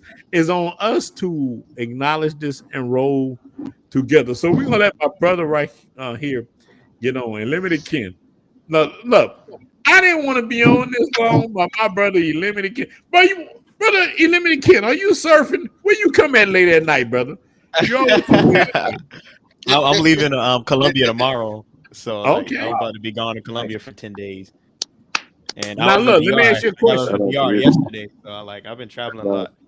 Okay. So while you're in Colombia, you need to drop the game to the brothers. Look, I got we you. were talking. I don't know if you heard what the context was about, and the context is about brothers traveling and people saying we traveling because we color struck. We only want light skinned women or mestizos or whatever. What do you think about that? I think that's wrong. I think that's kind of Yeah. mainly what they look at because Yeah. we travel with what's closest to us. If we could all travel to Africa, I think a lot of the guys would travel to Africa if they were living in the UK. Man, that's But real. DR is right there. Cuba's right there. Like if Haiti was a better place, I think a lot of people go to Haiti, but you can't go. You Yeah, can that's real. Jamaica, you'll get robbed. So it's a lot Mhm. of things you can't go, and I think that's one of the reasons. And Brazil, it's close, but it's still far. A DR for me is 2 hours. Colombia for me is Yeah. 3 hours. So it's just Yeah. closer, and we can just hop on a flight. It's just Mhm. it's all about proximity. No, man, you're talking real. So let me ask you a question. Yeah. If we hop on Friday and do the part 2 of this, you down? Yeah, I'm down. I got to I don't see want you to say, what look, time. I'm in Germany. I was asleep. I had this white woman tatas across my lips. No, I'm being Colombia, so I just got to figure out what time. Look. And No, I'll show y'all how I'm living out there. Oh no, man, I believe you. Look, I'm coming to Colombia. Look, my foot. Let me tell y'all something, man. This is about to be good. Any of you brothers that want to link up, I'm waiting. I'm only waiting the doctor to say in Colombia, yes. Yeah, we I going wanna to go. Colombia. Yeah. Let me tell you, I'm waiting on the doctor to tell me, Toby, you free. We ain't got to cut your foot off. You free. But when they tell me, Toby, you Man. free, I'm gonna tell you, I'm putting the Batman symbol out to my brothers. And boy, we going to other places because let me tell you, I love the brotherhood. This is one thing I really am about. But look, we gonna stop this stream, man. Look, but we gonna roll. Listen, any of you brothers, man, reach out to me. Everybody told my brother Gary. Did you see Gary being drunk? Look, I know y'all saw Gary was drunk. Gary was drinking that Jim Beam, cutting the hell up. So look, brother Gary, you're more than welcome. Look, minimum move. When are you? So look, you can roll Friday. When can you move again? Minimum move. When can I you can roll roll again? with you guys like anytime after 7:30, man. You know I'm good. Okay, so look, I'm gonna do a stream. Let's do Friday. Yeah, Friday's fine. Let's do Friday. Any of your brothers, reach out, brother Jay. You're solid, brother Keith. No, brother Keith might be hard and Sasu on Friday. Sasu will go hard on Friday. That brother might be. Man, I'm jealous, That brother, man. God, brother Keith might have that G string. Look, brother Keith might have that G string. I'm about to kick back, man. Hey, it's different when you live here, man. That's the one thing I want to say is I hear all the stories, and I only been here a few days. Yeah. But this is what I tell you: when you live in some store, yeah, it is a total different experience. Yeah, I know that. Like I heard how much he paid and all that. That is 100% true, bro. Like once you hit him with those, your V key, and they see you in those stores. I live in Los Rico, so I'm in the hood kind of. But I love it. You know what I'm saying? I love it too. Look, brother Key, I love being out here. Brother Key, we got to hook up. Look, I have my house in Sosua, outside of Sosua, is in Matanata. I will be home in a few days. Brother Key. Me and Brother Key gonna cut up so bad. Y'all don't even understand. Y'all don't even understand what I'm about to do. Y'all don't even look. I'm waiting on the doctor. If y'all saw this nasty boot on my foot, but I'm waiting on the doctor to say, "Hey man, you're libre." Boy, when the doctor tell me this, because I have a house there, and I'm only here right now for a few weeks. And look, I was in my therapy today. I'm like, release me. I was like a slave. Release me, please. And my doctor was like, no, they were like, look, You're not ready yet. You need to wait a few more days. I go back on the 12th, on June 12th. And look, shout out for again, shout out to all you guys. Wish me a happy birthday. And I'm gonna say, so Brother Muhammad, thank you for the $20 Cash App. It means a lot. And thank you for all you brothers who joined the membership. Let me tell you, brothers, man, we about to cut up. Y'all don't know what's about to happen. Brother Keith, man, you're gonna be rolling, and we're gonna keep our luck. Then you got an old lady. I'm gonna let my old lady hang with your old lady. Me and you gonna be going to Santiago. Boy, we gonna cut up. Well, boy, woo, we gonna cut up bad. It's gonna be me and you gonna cut up. So let me tell y'all, brothers, love. So we gonna stop the werewolves. Let me tell y'all something. The werewolves gonna come out, Brother Keith. So look, Brother Keith live in Louisiana. Look, man, let me tell you, the werewolves. I got a diamond in the dirt t-shirt on. You know that. Oh yeah, we gonna cut up so bad, but so I'm so happy you're in the community. Look, I'm telling you, brother. Man, so we gonna do the. So look, let's agree. Let's do the part 2 of this Friday evening, and we gonna cut up, and that's what's up. So look, man, salute to all you brothers. We gonna stop the chat now. Every time I say I'm gonna do a chat, I'm gonna do a live stream for 3 hours. I'm gonna do one for an hour. We go for 3 hours. So look, man, salute to all the kings, man. Shout out to all you brothers, man. Much love for you guys. Look, let's get back on Friday. Shout out to you. Let the music roll, and we about to be out. Let it go roll with it. Let the music finish it off.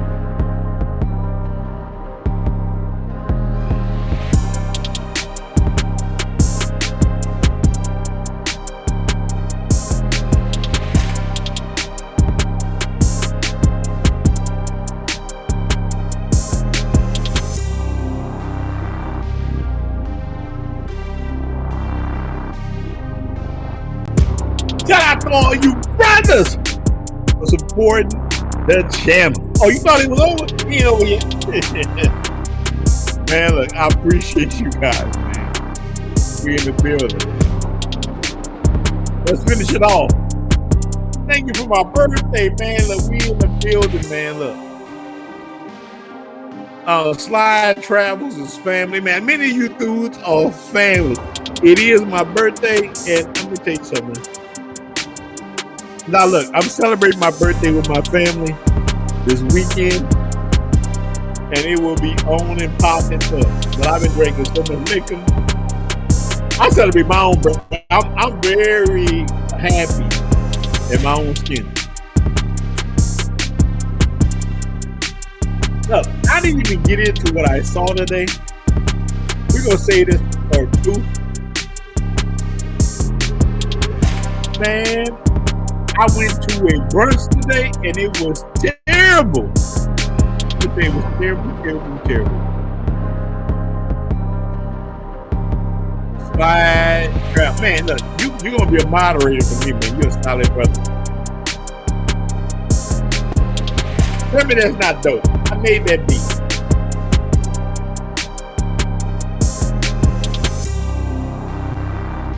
We're winning. Thank you, my brother.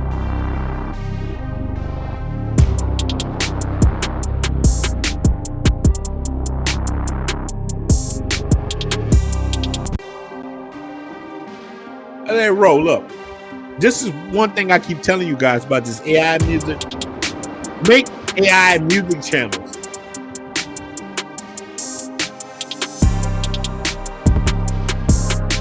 Man, I'm gonna teach you guys how to make this. I'm gonna tell you something. It's so easy to make these kind of beats. Don't mix it up. Make the artwork for it. Let me tell you, you get a check for it. All you brothers that's in the building still, man, especially you, look, join my membership. I swear to you, I teach you how to liberate yourself. How you can live in any country in the world and be bringing in at least $1,000 a month. You got $1,000, $1,500 a month. Yeah, you ballin'.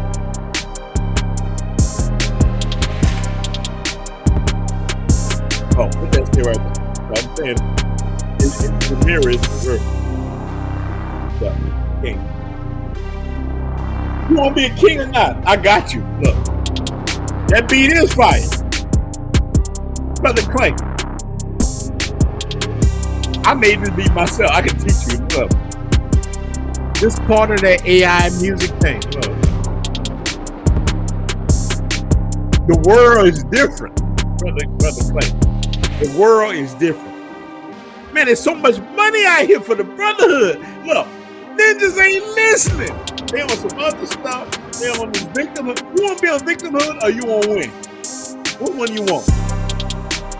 You want to be a victim or you want to be a warrior?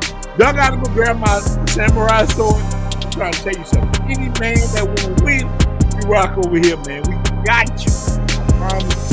Listen, you're my brother. There ain't nothing I won't do. Let me tell you something.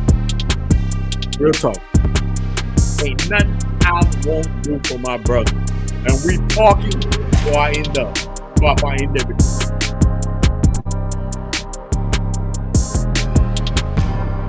You are my family.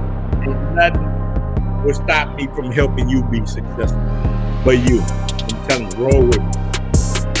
So we about to stop everything, man. Let me tell you, man. If you're not part of the Blue Book Passport Cartel, join it. My email is Ronan, the oneningtraveler@gmail.com. We're gonna drop this again because all the brothers telling me they will jump back on Friday. No, let me tell you, that's real talk. Don't be a slave to nobody. The hell with being a slave. We're free. We liberty. Ain't nothing about us a slave to. We ain't slaves to cooch.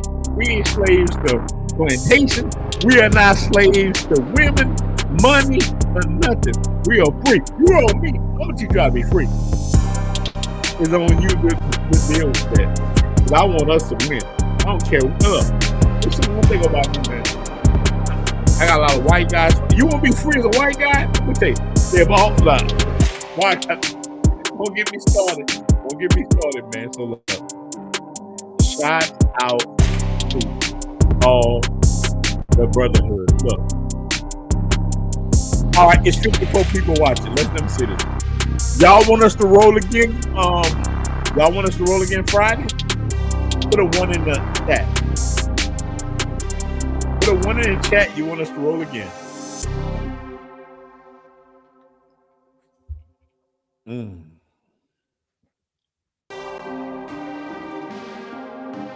Okay. Oh, all right. That's all I need. We roll. For the J. But then we're gonna roll again Friday. Look,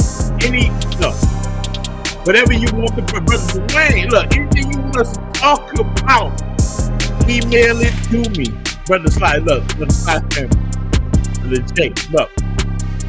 Whatever you brothers want to talk about, email it to me at Ronan, the oneningtraveler@gmail.com. I will talk about whatever you want. Give me the Blue Book Passport Hotel. Give me a message. Are you my brother? Or we gonna put up? I'm gonna make whatever you brothers want. You talk, look, Brother Gary was cutting out. Put that shirt on. You put that Jim Bean. Shout out to that brother. He is my brother. Look, we are about to go out. Shout out to you brothers, man. This is what it's all about. At the end of the screen, you are my family. Never forget that. Shout out my brother. 100 grand. Shine travels with my brother. We out.